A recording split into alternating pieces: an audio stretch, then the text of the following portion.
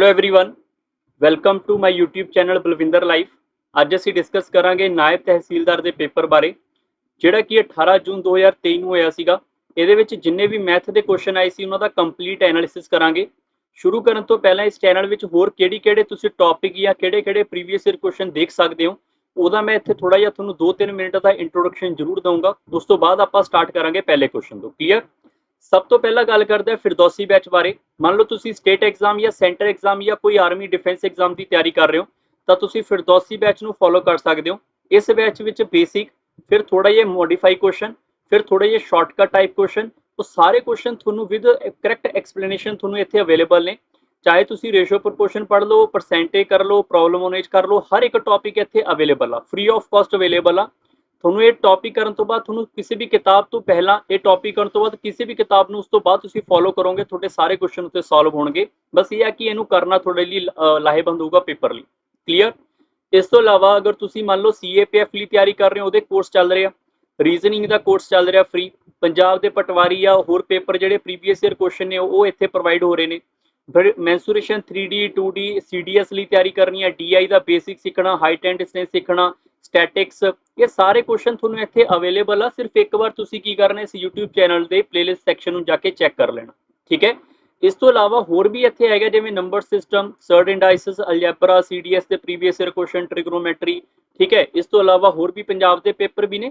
ਫਿਰ CSET ਦੇ previous year question ਨੇ, ਇੰਟੈਲੀਜੈਂਸ ਬਿਊਰੋ ਦੇ ਨੇ, CAPF ਦੇ 18 ਸਾਲ ਦੇ ਨੇ, CISF ਦੇ ਵੀ ਪੇਪਰ ਅਵੇਲੇਬਲ ਆ। ਤਾਂ ਇਦਾਂ ਦੇ ਤੁਹਾਨੂੰ ਇੱਥੇ ਪੇਪਰ ਮਿਲ ਜਾਣਗੇ। EPFO ਦੇ ਵੀ 18 ਸਾਲ ਦੇ ਪ੍ਰੀਵੀਅਸ ਈਅਰ ਅਵੇਲੇਬਲ ਆ। ਕਲੀਅਰ? ਤਾਂ ਤੁਹਾਨੂੰ ਇਹਦੇ ਪੇਪਰ ਜਿਹੜਾ ਤੁਸੀਂ ਅੱਗੇ ਫਿਊਚਰ ਪੇਪਰ ਦੇ ਰਹੇ ਹੋ ਤਾਂ ਇਹਨਾਂ ਦਾ ਤੁਸੀਂ ਪ੍ਰੋਪਰਲੀ ਇੱਥੇ ਬੈਨੀਫਿਟ ਲੈ ਸਕਦੇ ਹੋ। ਤਾਂ ਸਟਾਰਟ ਕਰਦੇ ਹਾਂ ਅੱਜ ਦੇ ਸੈਸ਼ਨ ਦਾ ਪਹਿਲਾ ਕੁਐਸਚਨ। ਪਹਿਲਾ ਕੁਐਸਚਨ ਜਿਹੜਾ ਪੇਪਰ ਵਿੱਚ ਕਾਫੀ ਵਧੀਆ ਕੁਐਸਚਨ ਆਇਆ ਹੋਇਆ, ਤੁਸੀਂ ਵੀਡੀਓ ਨੂੰ ਪਾਉਜ਼ ਕਰਕੇ ਜਿਹੜਾ ਵੀ ਕੁਐਸਚਨ ਆਊਗਾ ਉਹਨੂੰ ਉਹਦੇ ਇੱਕ ਵਾਰ ਪਾਉਜ਼ ਕਰਕੇ ਤੁਸੀਂ ਟਰਾਈ ਕਰਨਾ ਚਾਹੁੰਦੇ ਹੋ ਕਰ ਸਕਦੇ ਹੋ। ਮੈਂ ਇੱਕ ਵਾਰ ਇਹਨੂੰ ਸੋਲਵ ਕਰੂੰਗਾ, ਨਾਲ ਦੀ ਨਾਲ ਰੀਡ ਵੀ ਕਰਾਂਗੇ ਆਪਾਂ। ਬਟ ਤੁਸੀਂ ਮੰਨ ਲਓ ਪੇਪਰ ਅਗਰ ਫਿਊਚਰ ਪੇਪਰ ਦੀ ਤਿਆਰੀ ਕਰ ਰਹੇ ਹੋ ਤਾਂ ਮੈਂ ਚਾਹੁੰਦਾ ਕਿ ਇੱਕ ਇੱਕ ਕੁਐਸਚਨ ਜਿਹੜਾ ਵੀ ਆ ਰਿਹਾ ਉਹਨੂੰ ਟਰਾਈ ਕਰਕੇ ਦੇਖੋ ਤੁਹਾਡੇ ਤੋਂ ਕੁਐਸਚਨ ਹੋ ਰਿਹਾ ਜਾਂ ਨਹੀਂ ਹੋ ਰਿਹਾ ਸੋਲਵ। ਇਹ ਤੁਸੀਂ ਇੰਨੇ ਕੁ ਲਈ ਤੁਸੀਂ ਆਪਣੇ ਆਪ ਹੀ ਇਹਨਾਂ ਚੀਜ਼ਾਂ ਨੂੰ ਸਮਝਣਾ। ਠੀਕ ਹੈ? ਸਟਾਰਟ ਕਰਦੇ ਹਾਂ ਦਾ ਸੋਲੂਸ਼ਨ ਪ੍ਰੋਪਰਲੀ। ਸਭ ਤੋਂ ਪਹਿਲੀ ਗੱਲ ਲਿਖੀ ਹੋਈ ਹੈ, ਐਸ਼ਾ ਨੇ ਇੱਥੇ X ਰੁਪਏ ਦਾ ਇਨਵੈਸਟਮੈਂਟ ਕੀਤਾ। ਤੁਸੀਂ ਆਈ ਹੋਪ ਸਾਰਿਆਂ ਨੇ ਕੁਐਸਚਨ ਪੜ੍ਹ ਲਿਆ ਹੋਊਗਾ। ਤਾਂ ਮੈਂ ਸਿੱਧਾ ਇਹਦਾ ਸੋਲੂਸ਼ਨ ਆ ਰਿਹਾ ਲੈ ਕੇ ਕਿ ਜਿਹੜਾ X ਦੀ ਵੈਲਿਊ ਆਪਾਂ ਇਹਨੂੰ ਮੰਨ ਲੈਂਦੇ ਹਾਂ ਕਿ X ਦੀ ਵੈਲਿਊ ਆਪਾਂ 100 ਰੁਪਏ ਮੰਨ ਲੈਂਦੇ ਹਾਂ। ਉਹਨੇ ਇੱਕ ਫਿਕਸਡ ਡਿਪੋਜ਼ਿਟ ਉੱਤੇ ਰੱਖਿਆ ਇਹਨੂੰ, ਫਿਰ ਸਿੰਪਲ ਇੰਟਰਸਟ ਦੀ ਗੱਲ ਕਰ ਰਹੇ ਹੋ ਵੀ 6% ਦੇ ਉੱਪਰ per annum. She invest half of the amount. Amount ਦਾ ਮਤਲਬ ਕੀ ਹੁੰਦਾ? ਅਮਾਊਂਟ ਦਾ ਮਤਲਬ ਹੁੰਦਾ ਪ੍ਰਿੰਸੀਪਲ ਪਲੱਸ ਇੰਟਰਸਟ ਹੁੰਦਾ। ਅਗਰ ਆਪਾਂ ਇਸ ਨੂੰ ਪ੍ਰਿੰਸੀਪਲ ਮੰਨ ਰਹੇ ਹਾਂ ਕਿਉਂਕਿ ਆਪਾਂ X ਨੂੰ 100 ਰੁਪਏ ਮੰਨਿਆ ਤਾਂ ਇੰਟਰਸਟ ਆਪਾਂ ਨੂੰ ਪਤਾ ਕਰਨਾ ਪੈਣਾ। ਹੁਣ ਪਹਿਲੇ ਸਾਲ ਦੀ ਗੱਲ ਕਰੀਏ, ਪਹਿਲੇ ਸਾਲ ਦਾ 6% ਇੰਟਰਸਟ ਆ। ਮਤਲਬ ਅਗਰ ਮੈਂ 100 ਦਾ 6% ਬੋਲਾਂ ਤੁਹਾਨੂੰ ਤਾਂ 100 ਦਾ 6% 6 ਹੋਊਗਾ। ਤਾਂ ਇਹਦਾ ਇੰਟਰਸਟ 6 ਰੁਪਏ ਲੈਣ ਤੋਂ ਬਾਅਦ ਉਹਦੀ ਅਮਾਊਂਟ ਪਹਿਲੇ ਸਾਲ ਤੋਂ ਬਾਅਦ 106 ਹੋਗੀ। ਫਿਰ ਉਹਨੇ ਜਿਹੜੀ 106 ਰੁਪਏ ਵਾਲੀ ਅਮਾਊਂਟ ਸੀ ਉਹਨੇ ਲਿਖਿਆ ਹਾਫ ਅਮਾਊਂਟ, ਹਾਫ ਲਿਖਿਆ ਤਾਂ 106 ਦਾ ਹਾਫ ਕਿੰਨਾ ਹੋ ਜਾਊਗਾ, ਉਹਨੂੰ ਆਪਾਂ ਇੱਥੇ ਲਿਖ ਲੈਂਦੇ ਹਾਂ ਡਾਇਰੈਕਟ। ਇੱਥੇ ਆਪਾਂ 100 ਸੋਚਿਆ ਸੀ, 100 ਤੋਂ 106 ਕਿਵੇਂ ਬਣਿਆ ਪਤਾ ਚੱਲ ਗਿਆ। ਹੁਣ ਇਹਦਾ ਹਾਫ ਦੀ ਗੱਲ ਹੋ ਰਹੀ ਹੈ, ਇੱਕ ਹੋ ਜਾਊਗਾ 53, ਦੂਸਰਾ ਵੀ ਹੋ ਜਾਊਗਾ ਆਪਣੇ ਕੋਲੇ 53। ਹੁਣ ਜਿਹੜਾ 53 ਆ ਉਹਨੇ ਲਿਖਿਆ at the end of the year ਉਹਨੂੰ ਅਨਦਰ FD ਤੇ ਪਾਤਾ ਜਿੱਥੇ ਉਹਨੂੰ 5% ਇੰਟਰਸਟ ਮਿਲੂਗਾ। ਮਤਲਬ N ਤੇ 5% ਇੰਟਰਸਟ ਮਿਲੂਗਾ। ਹੁਣ ਆਪਣੀ ਮਰਜ਼ੀ ਆ ਵੀ ਆਪਾਂ 53 ਦਾ 5% ਐਡ ਕਿੱਦਾਂ ਕਰਨਾ। ਐਕਚੁਅਲੀ ਚ 5% ਐਡ ਕਰਨ ਦਾ ਮਤਲਬ ਆ 5% ਵਧਾਉਣਾ। ਵਧਾਉਣ ਨੂੰ ਆਪਾਂ 105/100 ਕਰਕੇ ਵੀ ਕਰ ਸਕਦੇ ਹਾਂ। ਠੀਕ ਹੈ? ਜਾਂ ਫਿਰ ਤੁਸੀਂ ਇਹ ਚ ਐਡ ਕਰਕੇ ਵੀ ਲਿਖ ਸਕਦੇ ਹੋ। ਜਿਵੇਂ ਇਹਦੀ ਗੱਲ ਕਰੀਏ 53 ਸੀਗਾ, 53 ਦਾ ਅਗਰ ਮੈਂ 10% ਪੁੱਛਾਂ ਤਾਂ 10% ਕਿੰਨਾ ਹੋ ਜਾਊਗਾ, ਇਹਦਾ ਪੁਆਇੰਟ ਇੱਥੇ ਲੱਗ ਜਾਊਗਾ 5.3। 5.3 ਨੂੰ ਹਾਫ ਕਰ ਦੋਗੇ ਤਾਂ ਕਿੰਨਾ ਹੋ ਜਾਊਗਾ 2.65। ਤਾਂ ਇਹਦਾ 5% ਆ। ਬਾਕੀ ਤੁਸੀਂ ਇਹਦਾ 5% ਜਿੱਦਾਂ ਆਪਾਂ ਇਹਨੂੰ ਫੋਲੋ ਕੀਤਾ ਸੀ ਇਦਾਂ ਵੀ ਕਰ ਸਕਦੇ ਹੋ। 53 ਦਾ 5% ਤੁਸੀਂ ਇਹਨੂੰ ਇਦਾਂ ਕਰਕੇ ਵੀ ਸੋਲਵ ਕਰ ਸਕਦੇ ਹੋ, ਕੋਈ ਦਿੱਕਤ ਵਾਲੀ ਗੱਲ ਨਹੀਂ ਹੈਗੀ। ਠੀਕ ਹੈ? ਹੁਣ ਅਗਰ ਮੈਂ ਗੱਲ ਕਰਾਂ ਇੱਥੇ ਤਾਂ 53 ਰੁਪਏ ਸੀ ਉਹਦੇ ਕੋਲੇ, ਉਹਦੇ ਉੱਪਰ ਉਹਨੂੰ 2.65 ਰੁਪਏ ਦਾ ਇੱਥੇ ਇੰਟਰਸਟ ਮਿਲ ਗਿਆ ਤਾਂ ਪੈਸੇ ਕਿੰਨੇ ਹੋ ਗਏ ਹੋਣਗੇ ਇੱਥੇ 55.65 ਹੋ ਗਏ। ਕਲੀਅਰ ਆ? ਹੁਣ ਦੂਸਰੀ ਗੱਲ ਅਗਰ ਕਰੀਏ spend half of the remaining. ਹੁਣ ਆਪਣੇ ਕੋਲੇ 53 ਸੀਗਾ, 53 ਦਾ ਹਾਫ ਕਹਿ ਰਿਹਾ ਵਾ ਤਾਂ 53 ਦਾ ਹਾਫ ਕਿੰਨਾ ਹੋ ਜਾਊਗਾ 26.5 ਰੁਪਏ ਤੇ ਬਾਕੀ ਜਿਹੜਾ ਬਚਿਆ ਹੋਊਗਾ 26.5 ਰੁਪਏ ਕਿਤੇ ਹੋਰ ਹੋਊਗਾ। ਜਿਹੜਾ ਇਹ 26 ਰੁਪਏ 5 ਹੈਗਾ, 26.5 ਹੈਗਾ, ਉਹਨੇ ਇਹਨੂੰ ਇੱਕ ਅਮਾਊਂਟ ਉੱਪਰ ਫਿਰ ਉਹਨੇ ਕਿਸੇ ਸੇਵਿੰਗ ਬੈਂਕ ਤੇ ਲਗਾਇਆ ਜਿੱਥੇ ਉਹਨੂੰ ਸਿੰਪਲ ਇੰਟਰਸਟ 3% ਦਾ ਮਿਲਿਆ। ਹੁਣ ਅਗਰ ਮੈਂ ਫਿਰ ਗੱਲ ਕਰਾਂ 26.5 ਦੀ ਗੱਲ ਕਰ ਰਿਹਾ, 26.5 ਦਾ 1% ਕਿੰਨਾ ਹੋ ਜਾਊਗਾ 0.265 ਤਾਂ 3% ਹੋ ਜਾਊਗਾ। 3 ਨਾਲ ਮਲਟੀਪਲਾਈ ਕਰ ਲਾਂਗੇ 5, ਇੱਕ ਕੈਰੀ ਚੱਲ ਜਾਊਗਾ ਇੱਥੇ 9, ਇੱਕ ਕੈਰੀ ਚੱਲ ਜਾਊਗਾ 7। मैं इदां सॉल्व किया। अगर तुसीं इदां नहीं इदां करना चाहते हो कि 26.5 का 3% कढ़ना तो तुसीं इदां भी सॉल्व कर सकते हो। क्लीयर। हुण अगर मैं गल करा पहला उहदे कोले अमाउंट किन्नी सी इत्थे 26.5 रुपए तो हुण उहनूं किन्ने मिल गए इत्थे 0.795 रुपए। तो दोनों नूं ऐड कर लांगे आपां, दोनों नूं ऐड कर लांगे। सब तो लास्ट विच 5 आ जाऊगा, फिर इत्थे लास्ट विच 9 आ जाऊगा, फिर आ जाऊगा 7 ते 5 12, फिर एक कैरी चल जूगा इत्थे तो हो जूगा 7 फिर 2। ये सिर्फ ऐड किया मैं, ये भी उन्होंने इंटरस्ट तो बाद अमाउंट है, ये भी इंटरस्ट तो बाद अमाउंट आ, तो दोनों अमाउंटों को ऐड कर लांगे। 5 9 4 9 ते 5 14, एक कैरी चल जूगा इत्थे 9, फिर ये हो जूगा मेरे को 2, एक कैरी चल जूगा 8। तो मेरे को आ रहा है 82.945। तो 82.945 की वैल्यू जी वो अपने को इत्थे गिवन आ। अगर मैं पूछा थोनों कि 82.945 की वैल्यू जी अपने को हैगी इत्थे 99534, तो इत्थे अपने को 100 की वैल्यू कितनी होगी। 100 क्यों? क्योंकि उन्हें एक्स की वैल्यू पूछी सी, एक्स आप 100 मन्निया सी, तो 100 की वैल्यू हो जूगा इत्थे 99534 डिवाइड बाय 82.954 मल्टीप्लाई बाय 100। हुण एक पंगा आ गया कैलकुलेशन का। देखो ये कैलकुलेशन तुसीं कर लेनी है फ्री टाइम। ये कैलकुलेशन जी होगी एप्रोक्सीमेट की गल करिए तो एप्रोक्सीमेट ही इत्थे 1200 के आसपास आऊगी, 12 के आसपास। ठीक है, 1200 के आसपास आऊगी। 1200 अगर 100 ना मल्टीप्लाई करांगे तो यदा आंसर हो जाऊगा मेरे को इत्थे 12,000 के आसपास, नहीं 1,20,000 के आसपास ना। तो ऑप्शन नंबर इहदा सी बिल्कुल सही होगा। क्लीयर। सैकेंड क्वेश्चन ऊपर चलते हैं। Water flowing from a tap at a constant rate of R litre per minute can fill the cylindrical tank in 6 minute.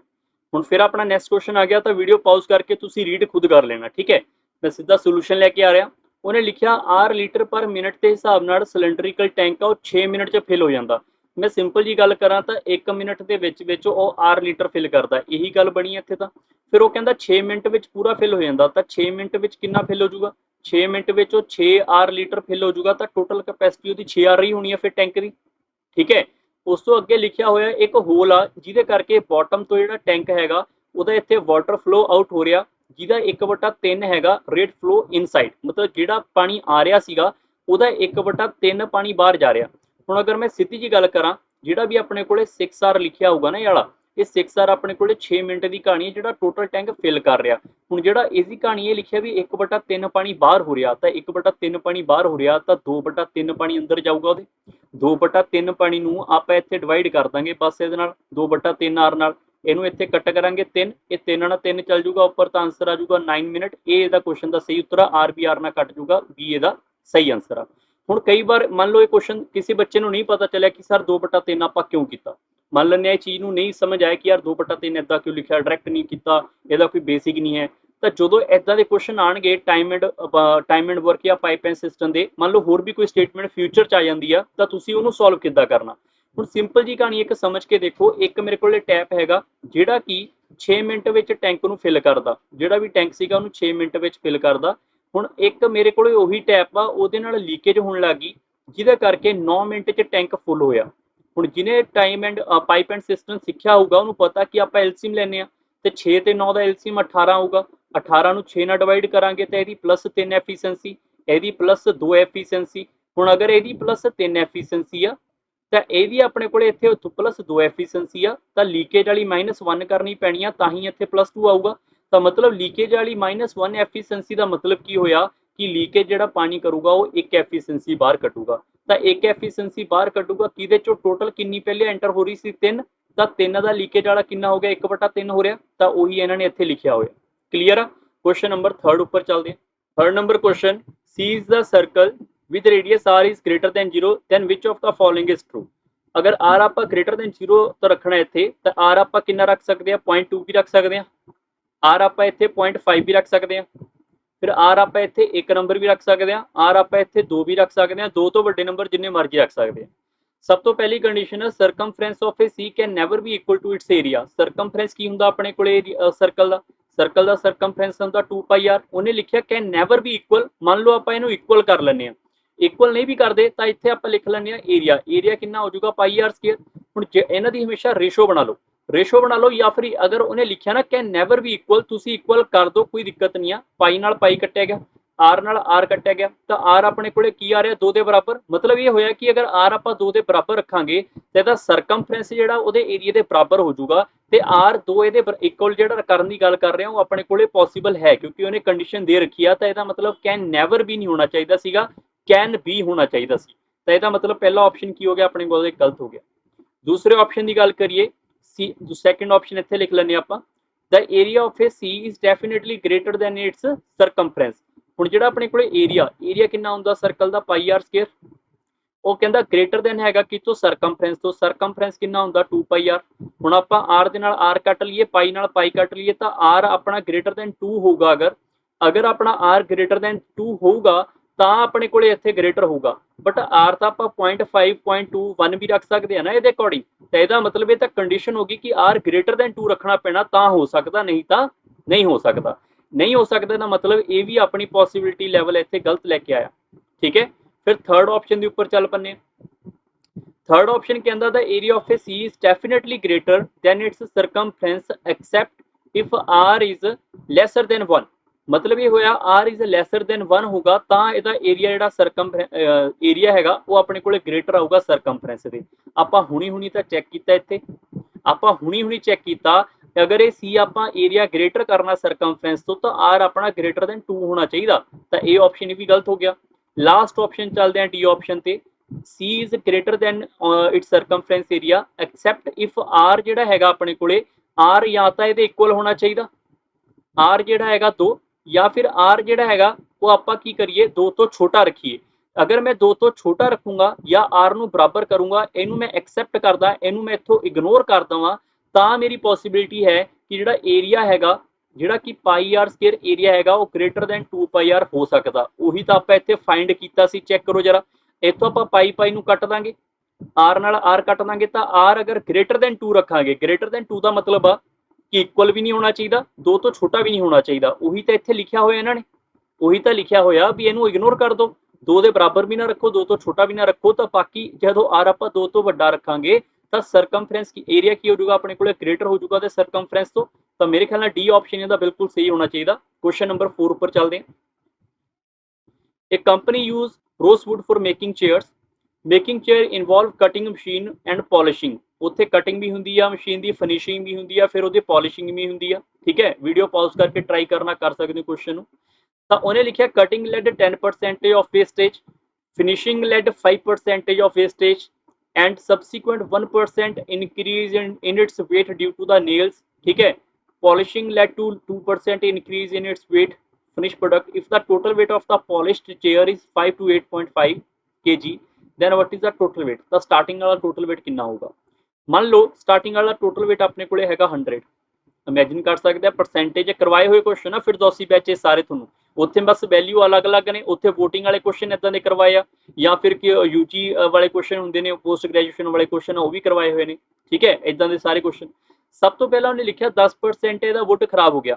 ਹੁਣ देखो 100 ਦਾ 10% कितना होगा, मैं ਇੱਥੇ सॉल्व कर रहा, बाकी ਤੁਸੀਂ अपने आप ही सॉल्व कर लेने या फिर डायरेक्ट सॉल्व कर लांगे 10। ਤਾਂ 100 ਦਾ 10% खराब हो गया ਤਾਂ 10 खराब हो गया ਤਾਂ 90 kg बच गया। फिर ਉਹਦਾ 5% वेस्टेज हो गया। ਹੁਣ मैं 90 ਦਾ ਇੱਥੋਂ 5% या ਤਾਂ ਇਦਾਂ ਕਰਕੇ सॉल्व कर ਲਾਂ। ठीक है, या फिर सीधा ही देख ला कि 90 का 10% हो जाऊगा 9, 5% हो जाऊगा ਉਹਦਾ हाफ तो 4.5 ਜਿਹੜਾ ਹੈਗਾ 4.5 kg वो खराब हो गया। तो बच कितना गया होगा ਇੱਥੇ 85.5 बच गया होगा। ठीक है, 85.5 ਦਾ ਕਹਿੰਦਾ 1% ਇਨਕਰੀਜ਼ ਹੋ ਜਾਂਦਾ ਇੱਥੇ ਨੇਲਸ ਕਰਨਾ। ਠੀਕ ਹੈ, ਕਿੱਲਾ ਠੋਕਣ ਨਾਲ 1% ਜਿਹੜਾ ਹੈਗਾ ਇਹਦਾ weight ਵੱਧ ਜਾਂਦਾ। ਹੁਣ 85.5 ਦਾ 85.5 ਦਾ 1% कितना होगा, 1% ਲਈ ਆਪਾਂ ਇਹਨੂੰ ਕੀ ਕਰਾਂਗੇ ਇੱਥੇ 1/100 ਕਰ ਲਈਏ ਜਾਂ ਤਾਂ ਐ ਕਰ ਲਈਏ ਜਾਂ ਫਿਰ ਸਿੱਧਾ ਹੀ ਦੇਖ ਲਈਏ ਇਹਦਾ 1% ਕਿੰਨਾ ਹੋ ਜਾਊਗਾ, ਇਹਦਾ 1% ਹੋ ਜਾਊਗਾ ਮੇਰੇ ਕੋਲੇ 0.855। ਤਾਂ ਆਪਾਂ ਇਹਨੂੰ ਐਡ ਕਰਾਂਗੇ 5 5 8 5 13 1 ਕੈਰੀ ਚੱਲ ਜਾਊਗਾ, ਇਹ ਹੋ ਜਾਊਗਾ 6 ਤੇ ਇੱਥੇ 8 ਇੱਥੇ ਪੁਆਇੰਟ। ਕਲੀਅਰ, ਇਹ ਆ ਜਾਊਗਾ ਮੇਰੇ ਕੋਲੇ 86.355। ਕਲੀਅਰ। ਸੋ ਅੱਗੇ ਉਹਨੇ ਲਿਖਿਆ ਪੋਲਿਸ਼ਿੰਗ ਕਰਨ ਨਾਲ ਉਹਦਾ 2% ਇਹਦਾ ਫੇਰ weight ਵੱਧ ਗਿਆ ਤਾਂ 2% ਇਹਦਾ ਵਧਾਉਣਾ ਤਾਂ ਇਹਦੇ ਆਪਾਂ ਲਿਖ ਲੈਂਦੇ ਆ 86.355। ਤਾਂ ਇਹਦਾ 1% ਕਿੰਨਾ ਆਊਗਾ, ਇਹਦਾ 1% ਹੋ ਜਾਊਗਾ 0.8635। ਬਟ ਇੰਨਾ ਲੰਬਾ ਚੌੜਾ ਲਿਖਣ ਦੀ ਜ਼ਰੂਰਤ ਨਹੀਂ ਹੈ, ਜਦੋਂ ਅਪਰੋਕਸੀਮੇਟ ਹੋਵੇ ਤਾਂ ਪਿੱਛੇ ਵਾਲੇ ਪੁਆਇੰਟਾਂ ਨੂੰ ਇਗਨੋਰ ਮਾਰੋ, ਕੋਈ ਦਿੱਕਤ ਨਹੀਂ ਆ। ਸਮਝ ਆਈ ਗੱਲ। ਹੁਣ ਇਹਦਾ 1% ਲਿਖਿਆ ਉਹਨੇ 2 ਕਿਹਾ ਤਾਂ ਦੂਸਰੀ ਵਾਰ ਫੇਰ ਐਡ ਕਰ ਦਿੰਨੇ ਆਪਾਂ। ਫਿਰ ਆਪਾਂ ਇਹਨੂੰ ਐਡ ਕਰ ਲਾਂਗੇ 6 6 12 ਤੇ 5 17, ਇੱਕ ਕੈਰੀ ਚੱਲ ਜੂਗਾ 8 8 16 ਤੇ 4 16 ਤੇ 4 20, ਫਿਰ 2 ਕੈਰੀ ਚੱਲ ਜੂਗਾ, ਇੱਥੇ ਆ ਜੂਗਾ 88 88.07 ਆ, ਆਪਾਂ ਇਹਨੂੰ 88 ਹੀ ਲਿਖ ਲੈਂਦੇ ਆ ਕਿਉਂਕਿ ਅਪਰੋਕਸੀਮੇਟ ਲਿਖਿਆ ਹੋਇਆ। ਤਾਂ 88 ਦੀ ਜਿਹੜੀ ਵੈਲਿਊ ਆਪਣੇ ਕੋਲੇ ਬਚੀ ਹੋਈ ਆ ਉਹ ਆਪਣੀ ਇੱਥੇ ਬਚੀ ਹੋਈ ਵੈਲਿਊ ਦੇ ਬਰਾਬਰ ਆਊਗੀ ਜਿਹੜੀ ਫਾਈਨਲ ਵੈਲਿਊ ਆ। ਤਾਂ 88 ਦੀ ਵੈਲਿਊ ਹੋ ਜੂਗੀ 528.5। ਉਹਨੇ ਪੁੱਛੀ ਕੀ ਆ ਓਰੀਜਨਲ ਵੈਲਿਊ ਆਪਾਂ 100 ਮੰਨੀ ਸੀ ਤਾਂ 100 ਦਾ ਆਨਸਰ ਕਿੰਨਾ ਹੋ ਜਾਊਗਾ by unitary method 528.5 divide by 88 multiply by 100। Clear. ਹੁਣ ਇਹ ਕੈਲਕੂਲੇਸ਼ਨ ਦਾ ਪੰਗਾ, ਕੈਲਕੂਲੇਸ਼ਨ ਤੁਸੀਂ ਕਰੋਗੇ ਤਾਂ ਆਪਸ਼ਨ ਨੰਬਰ ਅਪਰੋਕਸੀਮੇਟ ਚਾਹੂਗਾ ਇਹ ਆਪਸ਼ਨ, ਇਹ ਇਹਦਾ ਸਹੀ ਉੱਤਰ ਆ। ਕਲੀਅਰ। ਕੁਐਸਚਨ ਨੰਬਰ 5 ਦੇ ਉੱਪਰ ਚੱਲਦੇ ਹਾਂ। The expense of boarding house are partly fixed and partly vary with the number of the boarders. The charge is 70 per head when there is 25 boarders, 60 per head when there is 50 boarder. What is the charge per head when there are 100 boarder? ਕਾਫੀ ਵਧੀਆ question ਹੈ, video ਪਾਜ਼ ਕਰਕੇ try ਕਰ ਲਓ। ਦੇਖੋ ਜਦੋਂ ਵੀ ਇਦਾਂ ਦੀ ਗੱਲ ਹੋਗੀ ਨਾ ਪਾਰਸ਼ਲੀ ਫਿਕਸ ਪਾਰਸ਼ਲੀ ਵੇਰੀ, ਤਾਂ ਫਿਕਸ ਵਾਲੇ ਨੂੰ ਸਿੱਧਾ ਸਿੱਧਾ ਤੁਸੀਂ ਲਿਖ ਲਓ, ਇਹਦਾ ਕੋਈ ਨਾ ਕੋਈ ਪੱਕਾ ਵੈਲਿਊ ਹੋਣਾ। ਜਿਵੇਂ ਫਿਕਸ ਵਾਲੇ ਨੂੰ ਆਪਾਂ ਐਫ ਲਿਖ ਲਈਏ, ਠੀਕ ਹੈ। ਹੁਣ ਜਦੋਂ ਉਹਨੇ ਲਿਖਿਆ ਇੱਥੇ ਕਿ ਆਪਣੇ ਕੋਲੇ ਬਾਰਡਰ ਨੇ, ਬਾਰਡਰ ਕਿੰਨੇ ਇੱਥੇ 25, ਤਾਂ 25 ਬਾਰਡਰ ਪਰ ਹੈਡ ਦੇ ਹਿਸਾਬ ਨਾਲ ਉਹਨੂੰ 70 ਰੁਪਏ ਮਿਲਦੇ ਆ। ਪਰ ਹੈਡ ਦੇ ਹਿਸਾਬ ਨਾਲ 70 ਮਿਲਦੇ ਆ ਤਾਂ 25 ਬਾਰਡਰ ਆ, ਤਾਂ 25 ਗੁਣਾ ਅਗਰ ਮੈਂ 70 ਕਰ ਦੂੰਗਾ ਸਾਰਿਆਂ ਦਾ ਪੈਸਾ ਆ ਜਾਊਗਾ, ਇੱਥੇ ਸਾਰਿਆਂ ਦਾ ਪੈਸਾ ਆ ਜਾਊਗਾ 1750 ਰੁਪਏ। ਫਿਰ ਦੂਸਰੀ ਵਾਰ ਕਹਿੰਦਾ ਫਿਕਸ ਤਾਂ ਠੀਕ ਆ, ਫਿਰ ਉਹਦੇ ਕੋਲੇ ਅੱਗੇ ਕਹਿੰਦਾ 50 ਬਾਰਡਰ ਨੇ, 50 ਗੁਣਾ 60 ਕਰ ਦਾਂਗੇ 60 ਰੁਪਏ ਪਰ ਹੈਡ ਦੇ ਹਿਸਾਬ ਨਾਲ। ਅਗਰ 50 ਬਾਰਡਰ ਨੇ ਤਾਂ 60 ਗੁਣਾ 50 ਕਰਾਂਗੇ ਤਾਂ ਆਪਣੇ ਕੋਲੇ 3000 ਇਹਦੇ ਪੈਸੇ ਹੋ ਗਏ। ਫਿਰ ਉਹਨੇ ਪੁੱਛਿਆ ਕਿ ਆਪਾਂ ਇਸ ਨਾਲ 100 ਬਾਰਡਰ ਦੀ ਕਹਾਣੀ, ਮਤਲਬ ਫਿਕਸ ਪਲੱਸ 100 ਬਾਰਡਰ ਦੀ ਕਹਾਣੀ ਚੈੱਕ ਕਰਨੀ ਹੈ। ਹੁਣ ਅਗਰ ਮੈਂ ਦੋਨਾਂ ਦੀ ਕੈਲਕੂਲੇਸ਼ਨ ਕਰਨ ਨੂੰ ਕਹਾਂ, ਦੋਨੇ ਤੁਸੀਂ ਕੈਲਕੂਲੇਟ ਕਰਕੇ ਆਨਸਰ ਫਾਈਂਡ ਕਰ ਸਕਦੇ ਹੋ ਵੈਸੇ ਤਾਂ, ਠੀਕ ਹੈ ਨਾ, ਇਹ 'ਚ ਕੋਈ ਪੰਗੇ ਵਾਲੀ ਗੱਲ ਨਹੀਂ ਹੈਗੀ। ਬਟ ਫਿਰ ਵੀ ਤੁਸੀਂ ਦੇਖੋ ਧਿਆਨ ਰੱਖਣਾ ਕਿ ਆਪਾਂ ਇਹਨੂੰ ਬਾਰਡਰ ਲਿਖ ਲੈਂਦੇ ਹਾਂ, ਠੀਕ ਹੈ। ਹੁਣ ਅਗਰ ਬਾਰਡਰ ਲਿਖਿਆ ਹੋਇਆ ਜਾਂ ਤਾਂ ਦੋਨਾਂ ਨੂੰ ਐਡ ਮਾਈਨਸ ਕਰ ਲਓ, ਇਹ ਆਪਣੀ ਮਰਜ਼ੀ ਆ। ਹੁਣ ਇਦਾਂ ਨਹੀਂ ਹੈ ਵੀ ਜਿੱਦਾਂ ਮਰਜ਼ੀ ਆਪਾਂ ਅਰੇਂਜ ਕਰ ਲਈਏ, ਇਹ ਆਪਣੀ ਮਰਜ਼ੀ ਆ ਵੀ ਆਪਾਂ ਇਹਨੂੰ ਐਫ ਤੇ ਬੀ ਦੀ ਵੈਲਿਊ ਇੱਥੋਂ ਕੱਢ ਲਾਂਗੇ ਤਾਂ ਕੁਐਸਚਨ ਆਸਾਨ ਹੋ ਜਾਊਗਾ, ਨਹੀਂ ਤਾਂ ਕੁਐਸਚਨ ਲੈਂਥੀ ਹੋ ਜਾਊਗਾ, ਠੀਕ ਹੈ। ਜਿਵੇਂ ਆਪਾਂ ਪਹਿਲੇ ਇਕੁਏਸ਼ਨ ਆ, ਦੂਸਰੀ ਇਕੁਏਸ਼ਨ ਆ, ਮੈਂ ਕੀ ਕਰਦਾ ਇੱਥੇ ਦੂਸਰੇ ਵਿੱਚੋਂ ਪਹਿਲੇ ਨੂੰ ਬਾਹਰ ਕੱਢ ਦਿੰਦਾ। ਦੂਸਰੇ ਵਿੱਚੋਂ ਪਹਿਲੇ ਨੂੰ ਅਗਰ ਮੈਂ ਬਾਹਰ ਕੱਢਦਾ ਤਾਂ ਮੇਰੇ ਕੋਲੇ ਚੈੱਕ ਕਰਨ ਨੂੰ ਕੀ ਆਊਗਾ, ਐਫ ਦੇ ਨਾਲ ਐਫ ਕੱਟਿਆ ਜਾਊਗਾ, 50 ਚੋਂ 25 ਕਢਾ ਦਾਂਗੇ ਤਾਂ 25 ਬਾਰਡਰ ਦੀ ਵੈਲਿਊ ਆ ਜਾਊਗੀ 3000 ਵਿੱਚੋਂ 1750 ਘਟਾਵਾਂਗੇ ਤਾਂ 1250 ਰੁਪਏ ਆ ਜਾਊਗੀ ਇੱਥੇ, ਠੀਕ ਹੈ ਨਾ, 1250 ਰੁਪਏ ਇੱਥੇ ਆ ਜਾਣਗੇ। ਹੁਣ ਮੈਂ ਅਗਰ ਚਾਹਾਂ ਮੈਂ ਸਿੱਧਾ ਹੀ ਆਨਸਰ ਇੱਥੋਂ ਫਾਈਂਡ ਕਰ ਸਕਦਾ ਸੀ ਕਿ 1250 ਗੁਣਾ 3 ਕਰ ਲਈਏ ਤਾਂ ਇਹਦੇ 'ਚ ਐਡ ਕਰ ਲਈਏ, ਉਹਦੇ ਨਾਲ ਵੀ ਆਨਸਰ ਆ ਜਾਊਗਾ, ਆਪਾਂ ਸਾਈਡ 'ਚ ਕਰ ਲਾਂਗੇ ਸੋਲਵ। ਬਟ ਹਲੇ ਲਈ ਆਪਾਂ ਇਹ ਚੈੱਕ ਕਰ ਲਓ ਜਿਹੜੀ ਵੈਲਿਊ ਇਹ ਆਈ ਹੈ ਇਹਨੂੰ ਚੱਕ ਕੇ ਪਹਿਲੇ ਵਾਲੀ 'ਚ ਫਿਲ ਕਰ ਦਿਓ।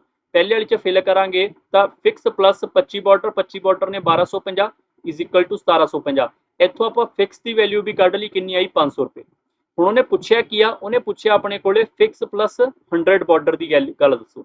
ਫਿਕਸ ਦੀ ਵੈਲਿਊ ਕਿੰਨੀ ਆ ਆਪਣੇ ਕੋਲੇ 500 ਤੇ 25 ਬਾਰਡਰ ਦੀ ਵੈਲਿਊ ਹੈਗੀ 1250। 25 ਗੁਣਾ 4 ਕਰਾਂਗੇ 100 ਹੋ ਜਾਊਗਾ, ਤਾਂ ਮਤਲਬ 1250 ਗੁਣਾ 4 ਕਰਾਂਗੇ ਤਾਂ 100 ਬਾਰਡਰ ਦੀ ਵੈਲਿਊ ਆ ਜਾਊਗੀ। ਹੁਣ ਇਹਨੂੰ ਇਹਦੇ ਨਾਲ ਮਲਟੀਪਲਾਈ ਕਰ ਲਾਂਗੇ ਇੱਥੇ ਪ੍ਰੋਪਰਲੀ, 1250 ਦਾ ਡਬਲ 25, 25 ਤੇ 5 ਹੋ ਜਾਊਗਾ ਮੇਰੇ ਕੋਲੇ 5000, 5000 ਤੇ 500 ਹੋ ਜਾਊਗਾ 5500 ਰੁਪਏ। ਤਾਂ ਇਹਦਾ ਟੋਟਲ ਖਰਚਾ ਆਊਗਾ 5500 ਰੁਪਏ, ਜਿਹੜਾ ਕਿ 100 ਬਾਰਡਰ ਦਾ ਇਕੱਠਾ। ਬਟ ਉਹਨੇ ਪਰ ਹੈਡ ਪੁੱਛਿਆ ਤਾਂ 100 ਬਾਰਡਰ ਆ ਤਾਂ ਇੱਕ ਬਾਰਡਰ ਲਈ ਆਪਾਂ 100 ਨਾਲ ਡਿਵਾਈਡ ਕਰਕੇ ਇੱਕ ਬਾਰਡਰ ਦਾ ਖਰਚਾ ਕੱਢ ਲਈਏ 55 ਰੁਪਏ, ਇਹਦਾ ਆਨਸਰ ਆਊਗਾ ਆਪਣੇ ਕੋਲੇ ਸੀ ਆਪਸ਼ਨ। ਹੁਣ ਕਈ ਵਾਰ ਕੀ ਹੁੰਦਾ ਸਮਾਰਟ ਵਰਕ ਆਪਾਂ ਕਰਨਾ ਤਾਂ ਸਮਾਰਟ ਵਰਕ ਆਪਾਂ ਇਦਾਂ ਵੀ ਤਾਂ ਕਰ ਸਕਦੇ ਹਾਂ। ਪਹਿਲੀ ਇਕੁਏਸ਼ਨ ਆਪਣੇ ਕੋਲੇ ਸੀ ਇੱਥੇ ਫਿਕਸ ਪਲੱਸ 25 ਬਾਰਡਰ ਜਿਹਦੀ ਵੈਲਿਊ ਹੈਗੀ 1750 ਰੁਪਏ, ਇਹੀ ਵੈਲਿਊ ਆ। ਹੁਣ ਅਗਰ ਇਹ ਵੈਲਿਊ ਹੈਗੀ ਆ, ਆਪਾਂ ਗੱਲ ਕਰ ਰਹੇ ਹਾਂ ਇੱਥੇ 25 ਬਾਰਡਰ ਦੀ, ਇਹਨੂੰ ਇੱਥੇ ਐਡ ਕਰ ਲਓ। 25 ਬਾਰਡਰ ਨੂੰ ਅਗਰ ਮੈਂ 3 ਵਾਰ ਇੱਥੇ ਐਡ ਕਰ ਲਾਂ ਤਾਂ ਚੈੱਕ ਕਰ ਲਓ ਮੇਰੇ ਕੋਲੇ ਫਿਕਸ ਪਲੱਸ ਇੱਥੇ 100 ਬਾਰਡਰ ਹੋ ਜਾਊਗਾ, ਉਹੀ ਤਾਂ ਪੁੱਛਿਆ ਸੀ। 25 ਬਾਰਡਰ ਦੀ ਵੈਲਿਊ ਹੈਗੀ 1250, ਇਹਨੂੰ 3 ਨਾਲ ਮਲਟੀਪਲਾਈ ਕਰਕੇ ਇੱਥੇ ਐਡ ਕਰ ਲਾਂਗੇ ਤਾਂ ਇਹ ਹੋ ਜਾਊਗਾ ਫਿਰ 5500। ਤਾਂ 100 ਦੀ ਵੈਲਿਊ 5500 ਤੇ 1 ਦੀ ਵੈਲਿਊ 55 ਆਊਗੀ, ਸੀ ਇਹਦਾ ਸਹੀ ਉੱਤਰ ਹੋਊਗਾ। ਕੁਐਸਚਨ ਨੰਬਰ 6 ਦੇ ਉੱਪਰ ਚੱਲਦੇ ਹਾਂ। Suresh, a daily wage worker, was paid 1700 during a period of 30 days. During this period, he was absent for 4 days. He was fined 15 per day of absence. Suresh was paid the full salary for the 18 days as he come late on the other days. Those who come late are given the only half of the salary for that day. What is the total salary paid per month to the worker who came on the time on every day was never absent? Okay. ਸੋ ਕਾਫੀ ਵਧੀਆ question ਹੈ, video ਪਾਜ਼ ਕਰਕੇ ਤੁਸੀਂ try ਕਰ ਸਕਦੇ ਹੋ। ਪਹਿਲੀ ਗੱਲ ਤਾਂ 30 ਦਿਨਾਂ ਦੇ ਉਹਨੂੰ 1700 ਰੁਪਏ ਮਿਲੇ, 1700 ਰੁਪਏ ਜਿਹੜੇ ਉਹਨੂੰ ਮਿਲੇ ਆ ਉਹਨੂੰ 30 ਦਿਨਾਂ ਦੇ ਮਿਲੇ ਆ। ਜਿਹਦੇ ਵਿੱਚੋਂ ਡੂਰਿੰਗ ਦਿਸ ਪੀਰੀਅਡ ਉਹ ਐਬਸੈਂਟ ਹੋ ਗਿਆ 4 ਦਿਨ ਦਾ, ਤੇ 4 ਦਿਨ ਦਾ ਖਰਚਾ ਲਿਖਿਆ ਹੋਇਆ ਇੱਥੇ ਵੀ ਉਹਨੂੰ ਫਾਈਨ ਹੁੰਦਾ 15 ਰੁਪਏ ਦਾ। 15 ਰੁਪਏ ਦਾ ਉਹਨੂੰ ਇੱਥੇ 4 ਦਿਨਾਂ ਦਾ ਇੱਥੇ ਕੀ ਹੁੰਦਾ ਪਿਆ, ਉਹਦਾ ਕੰਮ ਖਰਾਬ ਹੋ ਰਿਹਾ। ਕੰਮ ਖਰਾਬ ਹੋਣ ਦਾ ਮਤਲਬ ਸਮਝੋ ਪ੍ਰੋਪਰ ਕਿ ਜਿਹੜੇ ਵੀ ਉਹਨੂੰ ਪੈਸੇ ਮਿਲਣੇ ਸੀਗੇ ਇੱਥੇ, ਉਹ ਇੱਥੇ ਉਹਦੇ ਘੱਟ ਮਿਲਿਆ। ਉਹਨੂੰ ਕਿੰਨੇ ਰੁਪਏ ਘੱਟ ਮਿਲਿਆ? 60 ਰੁਪਏ ਘੱਟ ਮਿਲਿਆ, ਕਿਉਂਕਿ 15 ਇੱਕ ਦਿਨ ਦਾ, 4 ਦਿਨਾਂ ਦਾ 60। ਠੀਕ ਹੈ, ਹੁਣ ਅੱਗੇ ਲਿਖਿਆ ਹੋਇਆ ਕਿ ਜਿਹੜੀ ਵੀ ਉਹਦੀ ਸੈਲਰੀ ਸੀ ਉਹ 18 ਦਿਨ ਆਇਆ, 18 ਦਿਨ ਆਇਆ, ਬਾਕੀ ਦਿਨ ਕੀ ਹੋ ਗਿਆ? ਲੇਟ ਹੋ ਗਿਆ ਉਹ। ਤਾਂ 18 ਦਿਨ ਉਹਦੀ ਜਿਹੜੀ ਸੈਲਰੀ ਆਪਾਂ ਨੂੰ ਐਕਸ ਮੰਨ ਲੈਂਦੇ ਆ, ਤਾਂ 18 ਦਿਨ ਤਾਂ ਪੂਰੇ ਦੇ ਪੂਰੇ ਪੈਸੇ ਲੈ ਕੇ ਆਇਆ ਹੋਊਗਾ ਆਪਣੇ। ਉਹ ਬੱਚੋ 60 ਰੁਪਏ ਘਟਾ ਦਿੰਨੇ ਆਪਾਂ ਨੂੰ, ਫਿਰ ਪਲੱਸ ਹੋਰ ਕੀ ਕਰਨਾ? ਉਹ ਹੁਣ ਆਪਾਂ ਚੈੱਕ ਕਰ ਲਓ ਦਿਨ ਹੈ ਕਿੰਨੇ ਸੀ ਟੋਟਲ? 30। 30 ਚੋਂ 18 ਦਿਨ ਹੋ ਗਏ ਪ੍ਰੋਪਰ ਆਇਆ, ਤੇ 4 ਦਿਨ ਨਹੀਂ ਆਇਆ, ਤਾਂ ਕਿੰਨੇ ਹੋ ਗਏ ਆਪਣੇ ਕੋਲ ਇੱਥੇ? 22। ਤਾਂ ਬਚ ਗਏ 8 ਦਿਨ। 8 ਦਿਨਾਂ ਦੀ ਸੈਲਰੀ ਜਿਹੜੀ ਆ ਉਹਦੀ ਲੇਟ ਮਿਲਣੀ, ਲੇਟ ਆਉਣ ਕਰਕੇ ਉਹਦੀ ਹਾਫ ਮਿਲਣੀ ਆ। ਬਾਕੀ ਬਚੇ ਹੋਏ ਦਿਨ ਨੂੰ ਲੇਟ ਆਇਆ, ਤਾਂ 8 ਦਿਨ ਅਗਰ ਲੇਟ ਆਊਗਾ ਤਾਂ ਹਾਫ ਸੈਲਰੀ ਲੈ ਕੇ ਆਇਆ ਹੋਊਗਾ। ਤਾਂ ਉਹਦੀ ਸੈਲਰੀ ਐਕਸ ਆ, ਐਕਸ ਦਾ ਉਹਨੂੰ ਹਾਫ ਰੁਪਿਆ ਮਿਲੂਗਾ, ਹਾਫ ਪੈਸਾ ਮਿਲੂਗਾ ਕਿੰਨੇ ਦਿਨਾਂ ਲਈ? 8 ਦਿਨਾਂ ਲਈ। ਹੁਣ ਇਹਨੂੰ ਸਿੰਪਲੀਫਾਈ ਕਰਾਂਗੇ, 60 ਇੱਧਰ ਐਡ ਹੋ ਜਾਊਗਾ 1760, 4 ਚ ਐਡ ਕਰ ਲਾਂਗੇ 22x। ਤਾਂ ਆਪਣੇ ਕੋਲੇ 22x ਦੀ ਵੈਲਿਊ, ਸਾਰੇ ਬੱਚੇ ਚੈੱਕ ਕਰ ਲਓ, 22x ਦੀ ਵੈਲਿਊ ਆਪਣੇ ਕੋਲੇ ਹੈਗੀ ਹੈ 1760 ਰੁਪਏ। ਉਹਨੇ ਪੁੱਛਿਆ ਕਿ 30 ਦਿਨਾਂ ਦਾ ਪੈਸਾ ਦੱਸੋ ਕਦੋਂ ਕੋਈ ਐਬਸੈਂਟ ਨਹੀਂ ਹੁੰਦਾ, ਲੇਟ ਵੀ ਨਹੀਂ ਆਉਂਦਾ, ਤਾਂ ਮਤਲਬ 30x ਹੋ ਗਏ। ਤਾਂ 30x ਦੀ ਵੈਲਿਊ ਹੋ ਜੂਗੀ ਇੱਥੇ 1760 divide by 22x multiply by 30x। x ਨਾਲ x ਕੱਟਿਆ ਗਿਆ, ਇਹ ਆਪਣੇ ਕੋਲੇ ਕੱਟਿਆ ਜਾਊਗਾ ਇੱਥੇ 15, ਇਹ ਕੱਟਿਆ ਜਾਊਗਾ 11, 11 ਇਹਦੇ ਨਾਲ ਕੱਟ ਲਾਂਗੇ ਆਪਾਂ ਪ੍ਰੋਪਰ ਇੱਥੇ 16 ਤੇ 5। ਕਲੀਅਰ? ਹੁਣ ਆਪਾਂ ਇਹਨੂੰ ਮਲਟੀਪਲਾਈ ਕਰ ਲਾਂਗੇ 225, 225 ਤੋਂ ਥੋੜਾ ਜਿਹਾ ਜ਼ਿਆਦਾ ਵਾਲਾ ਆਂਸਰ ਹੋ ਜਾਊਗਾ। ਧਿਆਨ ਰੱਖੋ ਇਹਨੂੰ ਮਲਟੀਪਲਾਈ ਵੀ ਦੇਖੋ ਸਮਾਰਟ ਵਰਕ ਨਾਲ ਤੁਸੀਂ ਕਰ ਸਕਦੇ ਹੋ। ਦੇਖੋ 0 ਤਾਂ ਆਪਾਂ ਬਾਹਰ ਲਿਖ ਲਈ, ਹੁਣ ਆਪਣੇ ਕੋਲੇ 16 ਤੇ 15, 16 ਤੇ 15 ਰਹਿ ਗਿਆ। ਆਪਾਂ ਇਹਨੂੰ 16 ਨੂੰ ਇਹਦੇ ਨਾਲ ਮਲਟੀਪਲਾਈ ਕਰਾਂਗੇ ਤਾਂ ਇਹ ਹੋ ਜਾਊਗਾ ਮੇਰੇ ਕੋਲੇ 160, 2400, 2400 ਦੇ ਆਸ-ਪਾਸ ਆਂਸਰ ਆ ਰਿਹਾ।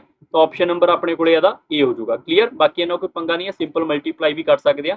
ਨੈਕਸਟ ਕੁਐਸਚਨ ਨੰਬਰ 7 ਉੱਪਰ ਚੱਲਦੇ ਹਾਂ। To reproduce of an old photograph, a photograph charge x rupee to make a negative, 3/5 of x for each first 10 print and 1/5 of x for each print in excess of 10 print.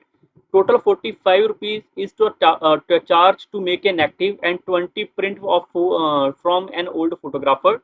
So what is the value of x? ਕਾਫੀ ਵਧੀਆ question ਹੈ, video pause ਕਰਕੇ try ਕਰ ਸਕਦੇ ਹੋ। ਇਹ 'ਚ ਫਿਰ total ਪੈਸੇ ਗਿਵਨ ਆ 45 ਰੁਪਏ। ਹੁਣ ਟੋਟਲ ਪੈਸੇ ਜਿਹੜੇ 45 ਹੈ ਇਹ ਤੁਹਾਨੂੰ ਮਿਲ ਗਏ।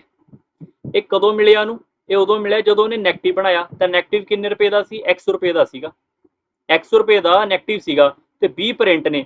ਹੁਣ ਪਹਿਲੇ 10 ਪ੍ਰਿੰਟ ਜਿਹੜੇ ਹੋਣਗੇ ਉਹਨਾਂ ਨੂੰ x ਦਾ 3/5 ਹਿੱਸਾ ਦੇਣਾ ਪੈਣਾ, ਮਤਲਬ 3/5 ਹਿੱਸਾ ਨੂੰ x ਦਾ ਦੇਣਾ ਪੈਣਾ। ਜਦੋਂ ਉਹਦੇ ਪਹਿਲੇ 10 ਪ੍ਰਿੰਟ ਹੋਣਗੇ ਤਾਂ 10 ਨਾਲ ਮਲਟੀਪਲਾਈ ਕਰ ਦਾਂਗੇ, ਤਾਂ ਪਹਿਲਾਂ ਇੰਨਾ ਖਰਚਾ ਦੇਣਾ ਪਿਆ। ਟੋਟਲ 20 ਪ੍ਰਿੰਟ ਕਰਨੇ ਆ, ਤਾਂ 10 ਆਪਾਂ ਇੱਥੇ ਕਢਾ ਲੇ ਪ੍ਰਿੰਟ, ਤੇ 10 ਆਪਾਂ ਇੱਧਰੋਂ ਕਢਾਵਾਂਗੇ। 10 ਅਗਰ ਪ੍ਰਿੰਟ ਕਢਾਵਾਂਗੇ ਹੋਰ ਤਾਂ ਉਹਦਾ 1/5x ਲੱਗੂਗਾ, ਮਤਲਬ 1/5x ਰੁਪਇਆ ਲੱਗੂਗਾ ਜਿਹੜੇ ਆਪਣੇ ਨੈਕਸਟ 10 ਬਚੇ ਹੋਏ ਆ। ਤਾਂ ਜਸਟ ਇਹਨੂੰ ਸਿਰਫ ਐਡ ਕਰਨਾ ਸੀ, ਤਾਂ 45 ਰੁਪਏ ਆਉਣੇ ਚਾਹੀਦੇ ਆ। ਇਹ ਇਹਦੇ ਨਾਲ ਕੱਟਿਆ ਜਾਊਗਾ ਇੱਥੇ 2 ਵਾਰ, ਇਹ ਇਹਦੇ ਨਾਲ ਕੱਟਿਆ ਜਾਊਗਾ ਇੱਥੇ 2 ਵਾਰ, ਤਾਂ ਇਹ ਕਿੰਨਾ ਹੋ ਗਿਆ? 6 ਤੇ 2 8 ਤੇ 1 9। ਤਾਂ ਆਪਾਂ ਲਿਖ ਸਕਦੇ ਹਾਂ 45 = 9x। So x equal to ਕਿੰਨਾ ਹੋ ਜਾਊਗਾ? 5। ਇਹ ਇਹਦਾ ਸਹੀ ਉੱਤਰ ਆ option number D. Question number 8 ਦੇ ਉੱਪਰ ਚੱਲਦੇ ਹਾਂ। P can do a piece of work in 27 days. Q can do a piece of work in 18 days. Q started the work alone. P joined him later. The work was completed in 12 days. How many days did Q work more than P?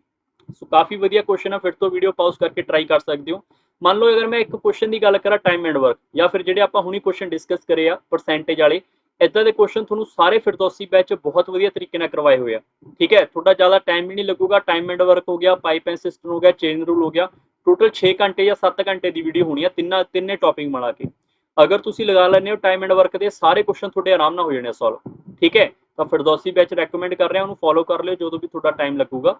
ਹੁਣ ਅਗਰ ਮੈਂ ਇਸ topic ਦੀ ਗੱਲ ਕਰਾਂ ਤਾਂ ਉਹਨੇ ਲਿਖਿਆ ਹੋਇਆ P ਜਿਹੜਾ ਹੈਗਾ ਇਹਨੂੰ ਲੱਗਦਾ ਟੋਟਲ 27 ਦਿਨ ਕੰਮ ਖਤਮ ਕਰਨ ਨੂੰ, ਔਰ Q ਨੂੰ ਲੱਗਦਾ ਇੱਥੇ ਆਪਣੇ ਕੋਲੇ 18 ਦਿਨ ਕੰਮ ਖਤਮ ਕਰਨ ਨੂੰ।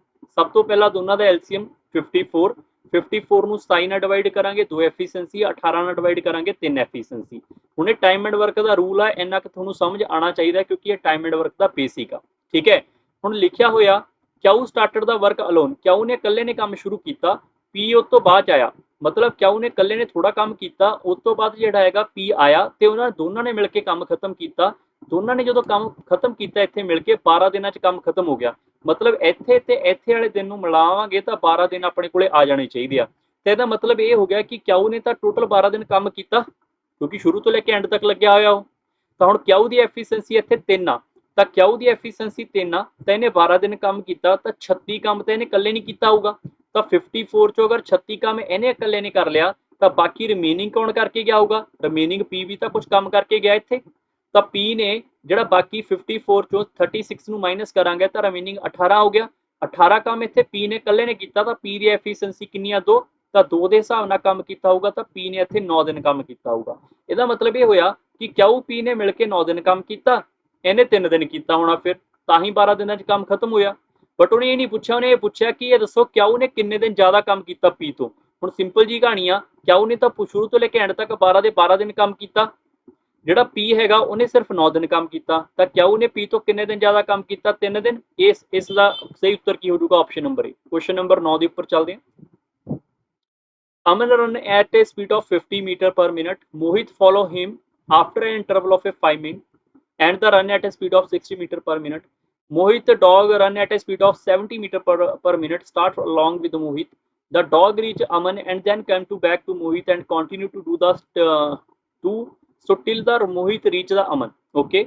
What is the total distance covered by the dog in meter? ਕਾਫੀ ਵਧੀਆ ਕੁਐਸਚਨ ਆ। ਇਦਾਂ ਦੇ ਕੁਐਸਚਨ ਐਫਕੈਟ 2019 ਵਿੱਚ ਵੀ ਆਏ ਸੀਗੇ, 2019 ਦੇ ਪੇਪਰ ਸੈਕਿੰਡ ਦੇ, ਠੀਕ ਹੈ। ਉਸ 'ਚ ਹੋਰ ਵੀ ਵਧੀਆ ਕੁਐਸਚਨ ਸੀਗਾ। ਉਹਦੇ 'ਚ ਤਾਂ ਅਗਰ ਜੀਪੀ ਨਹੀਂ ਆਂਦੀ, ਅਗਰ ਤੁਹਾਨੂੰ ਜੀਪੀ ਦਾ ਫਾਰਮੂਲਾ ਨਹੀਂ ਆਂਦਾ ਤਾਂ ਕੁਐਸਚਨ ਪੋਸੀਬਲ ਹੀ ਨਹੀਂ ਸੋਲਵ ਕਰਨਾ। ਇਦਾਂ ਦਾ ਕੁਐਸਚਨ ਸੀਗਾ ਉਹ, ਬਟ ਇਹ ਕੁਐਸਚਨ ਹੋ ਜਾਣੇ ਸੋਲਵ। ਇਹ ਡਾਇਰੈਕਟ ਵੀ ਕਰ ਸਕਦੇ ਆ ਆਪਾਂ, ਜੀਪੀ ਏਪੀ ਲਗਾ ਕੇ ਵੀ ਸੋਲਵ ਕਰ ਸਕਦੇ ਆ, ਇਹ ਹੋ ਜਾਂਦੇ ਆ ਇਦਾਂ ਦੇ, ਠੀਕ ਹੈ। ਬਟ ਆਪਾਂ ਸੋਚ ਕੇ ਦੇਖੀਏ, ਅਗਰ ਮੈਂ ਅਮਨ ਦੀ ਗੱਲ ਕਰਾਂ ਤਾਂ ਅਮਨ ਇੱਥੋਂ ਭੱਜਿਆ 50 ਦੀ ਸਪੀਡ ਆ ਤੇ ਮੋਹਿਤ ਤੋਂ 5 ਮਿੰਟ ਬਾਅਦ ਭੱਜਿਆ, ਤਾਂ ਅਮਨ ਇੱਥੋਂ ਦੀ ਲੈ ਕੇ ਇੱਥੇ ਤੱਕ ਭੱਜ ਲਿਆ ਹੋਊਗਾ। ਅਮਨ 5 ਮਿੰਟ ਜਿਹੜਾ ਹੈਗਾ 50 ਦੀ ਸਪੀਡ ਨਾਲ ਭੱਜਿਆ ਹੋਊਗਾ ਤਾਂ ਅਮਨ 250 ਮੀਟਰ ਕੀ ਹੋ ਜਾਊਗਾ? ਅੱਗੇ ਆ ਗਿਆ ਹੋਊਗਾ ਇੱਥੇ। ਮੈਂ ਸਿੰਪਲ ਜੀ ਗੱਲ ਕਰਾਂ, ਅਗਰ ਇੱਥੇ ਦੁਬਾਰਾ ਡਾਇਗਰਾਮ ਬਣਾ ਲੈਣੇ ਆ, ਇੱਥੇ ਮੋਹਿਤ ਆਉਣ ਤੇ ਹੁਣ ਇਹ ਮੋਹਿਤ ਜਿਹੜਾ ਹੈਗਾ ਉਹ ਇੱਧਰ ਨੂੰ ਭੱਜੂਗਾ, ਅਮਨ ਪਹਿਲਾਂ ਹੀ ਇੱਥੇ ਭੱਜ ਰਿਹਾ ਇੱਧਰ ਨੂੰ, ਠੀਕ ਹੈ। ਇਹਦੇ ਵਿੱਚ ਦੀ ਦੂਰੀ ਕਿੰਨੀ ਹੋ ਜਾਊਗੀ? 250 ਮੀਟਰ। ਹੁਣ ਅਮਨ ਦੀ ਸਪੀਡ ਕਿੰਨੀ ਆ ਆਪਣੇ ਕੋਲੇ? ਇੱਥੇ ਅਮਨ ਦੀ ਸਪੀਡ ਹੈਗੀ ਆ 50 ਮੀਟਰ ਪਰ ਮਿੰਟ, ਮੋਹਿਤ ਦੀ ਸਪੀਡ ਹੈਗੀ ਆ 60 ਮੀਟਰ ਪਰ ਮਿੰਟ, ਠੀਕ ਹੈ, ਲਿਖਿਆ ਹੋਇਆ ਕੁਐਸਚਨ। ਜਿਹੜਾ ਡੌਗ ਆ ਉਹਦੀ ਹੈਗੀ ਆ ਮਿੰਟ 70 ਮੀਟਰ ਪਰ ਮਿੰਟ। ਹੁੰਦਾ ਕੀ ਆ? ਹੁੰਦਾ ਇਹ ਆ, ਮੋਹਿਤ ਜਿਹੜਾ ਹੈਗਾ, ਅਮਨ ਜਿਹੜਾ ਹੈਗਾ ਇਹ ਇੱਧਰ ਭੱਜ ਰਿਹਾ, ਮੋਹਿਤ ਭੱਜਣ ਤਾਂ ਲੱਗਦਾ ਇਹਦੇ ਨਾਲ ਡੌਗ ਭੱਜ ਲੈਂਦਾ ਪਹਿਲਾਂ, ਡੌਗ ਭੱਜ ਕੇ ਇਹਨੂੰ ਹੱਥ ਲਾ ਕੇ ਅਮਨ ਨੂੰ ਫਿਰ ਵਾਪਸ ਆ ਜਾਂਦਾ, ਜਾਨੂੰ ਮੋਹਿਤ ਵੀ ਥੋੜਾ ਜਿਹਾ ਅੱਗੇ ਆ ਜਾਂਦਾ। ਐਦਾਂ ਥੋੜਾ ਵੀ ਅਮਨ ਖੜਾ ਰਹੂਗਾ, ਅਮਨ ਵੀ ਥੋੜਾ ਜਿਹਾ ਅੱਗੇ ਚਲਾ ਜਾਂਦਾ। ਫਿਰ ਇੱਥੋਂ ਦੀ ਕੁਐਸਚਨ ਦੁਬਾਰਾ ਪਿਕ ਹੁੰਦਾ, ਫਿਰ ਡੌਗ ਜਿਹੜਾ ਹੈਗਾ ਮੋਹਿਤ ਹਜੇ ਇੱਧਰ ਨੂੰ ਹੀ ਜਾ ਰਿਹਾ, ਫਿਰ ਡੌਗ ਜਿਹੜਾ ਇੱਧਰ ਨੂੰ ਭੱਜਦਾ ਅਮਨ ਨੂੰ ਹੱਥ ਲਾ ਕੇ ਵਾਪਿਸ ਆ ਰਿਹਾ, ਇੰਨੇ ਨੂੰ ਮੋਹਿਤ ਹੋਰ ਅੱਗੇ ਆ ਗਿਆ, ਇੰਨੇ ਨੂੰ ਅਮਨ ਹੋਰ ਅੱਗੇ ਚਲਾ ਗਿਆ। ਤਾਂ ਇਹ ਪੁੱਛਿਆ ਗਿਆ ਡੌਗ ਜਿਹੜਾ ਹੈਗਾ ਵਾਪਿਸ ਜਾ ਰਿਹਾ ਜਾਂ ਇੱਧਰ ਨੂੰ ਆ ਰਿਹਾ, ਕਿੰਨਾ ਡਿਸਟੈਂਸ ਇਹਨੇ ਕਵਰ ਕੀਤਾ। ਕਲੀਅਰ ਆ? ਹੁਣ ਜਿਹੜਾ ਮੈਂ ਕੁਐਸਚਨ ਕਹਿ ਰਿਹਾ ਸੀ 2019 ਸੈਕਿੰਡ 'ਚ ਆਇਆ, ਉਹ 'ਚ ਇਹ ਲਿਖਿਆ ਸੀਗਾ ਕਿ ਇੱਕ ਡਾਇਰੈਕਸ਼ਨ 'ਚ ਡੌਗ ਨੇ ਕਿੰਨਾ ਟਰੈਵਲ ਕੀਤਾ, ਇੱਕ ਸਾਈਡ ਵਾਲਾ। ਉੱਥੇ ਤੁਹਾਨੂੰ ਜੀਪੀਏਪੀ ਲਾਉਣੀ ਆਉਣੀ ਚਾਹੀਦੀ ਆ, ਨਹੀਂ ਤਾਂ ਕੁਐਸਚਨ ਕਰਨ ਦਾ ਸਿੱਧਾ ਤਰੀਕਾ ਕਿ ਸਿੱਧਾ ਜਾਂ ਕਹਾਣੀਆਂ ਮੋਹਿਤ ਨੇ ਜਦੋਂ ਅਮਨ ਨੂੰ ਇੱਥੇ ਕੈਚ ਕੀਤਾ ਹੋਊਗਾ, ਜਦੋਂ ਅਮਨ ਨੂੰ ਫੜਿਆ ਹੋਊਗਾ ਜਾਂ ਫਿਰ ਜਦੋਂ ਇੱਥੇ ਤੱਕ ਰੀਚ ਕੀਤਾ ਹੋਊਗਾ, ਉਦੋਂ ਤੱਕ ਹੀ ਡੌਗ ਭੱਜਿਆ ਹੋਊਗਾ। ਉਨਾ ਟਾਈਮ ਡੌਗ ਭੱਜੂਗਾ, ਉਸ ਤੋਂ ਜ਼ਿਆਦਾ ਤਾਂ ਨਹੀਂ ਭੱਜ ਸਕਦਾ ਡੌਗ, ਉਨੇ ਟਾਈਮ ਤੱਕ ਭੱਜੂਗਾ, ਚਾਹੇ ਲੈਫਟ ਜਾਵੇ ਚਾਹੇ ਰਾਈਟ ਜਾਵੇ। ਸੋ ਮੋਹਿਤ ਜਿਹੜਾ ਹੈਗਾ 50 ਵਾਲੇ ਨੂੰ 60 ਦੇ ਹਿਸਾਬ ਨਾਲ ਕਵਰ ਕਰੂਗਾ, ਤਾਂ ਆਪਾਂ ਨੂੰ ਪਤਾ ਕਿ ਡਿਸਟੈਂਸ ਬਾਈ ਅਗਰ ਸਪੀਡ ਲਿਖਾਂਗੇ ਟਾਈਮ ਆਊਗਾ, ਦੋਨੇ ਸੇਮ ਡਾਇਰੈਕਸ਼ਨ ਆ, ਇੱਕ ਏ, ਤਾਂ ਆਪਾਂ ਡਿਸਟੈਂਸ 250 ਖਤਮ ਕਰਨਾ। ਜਦੋਂ ਸੇਮ ਡਾਇਰੈਕਸ਼ਨ ਹੋਵੇ ਤਾਂ ਆਪਣੀ ਰਿਲੇਟਿਵ ਸਪੀਡ ਹੁੰਦੀ ਆ ਮਾਈਨਸ ਵਿੱਚ, ਤਾਂ ਆਪਾਂ ਨੂੰ ਟਾਈਮ ਆ ਜਾਊਗਾ ਇੱਥੇ 25 ਮਿੰਟ।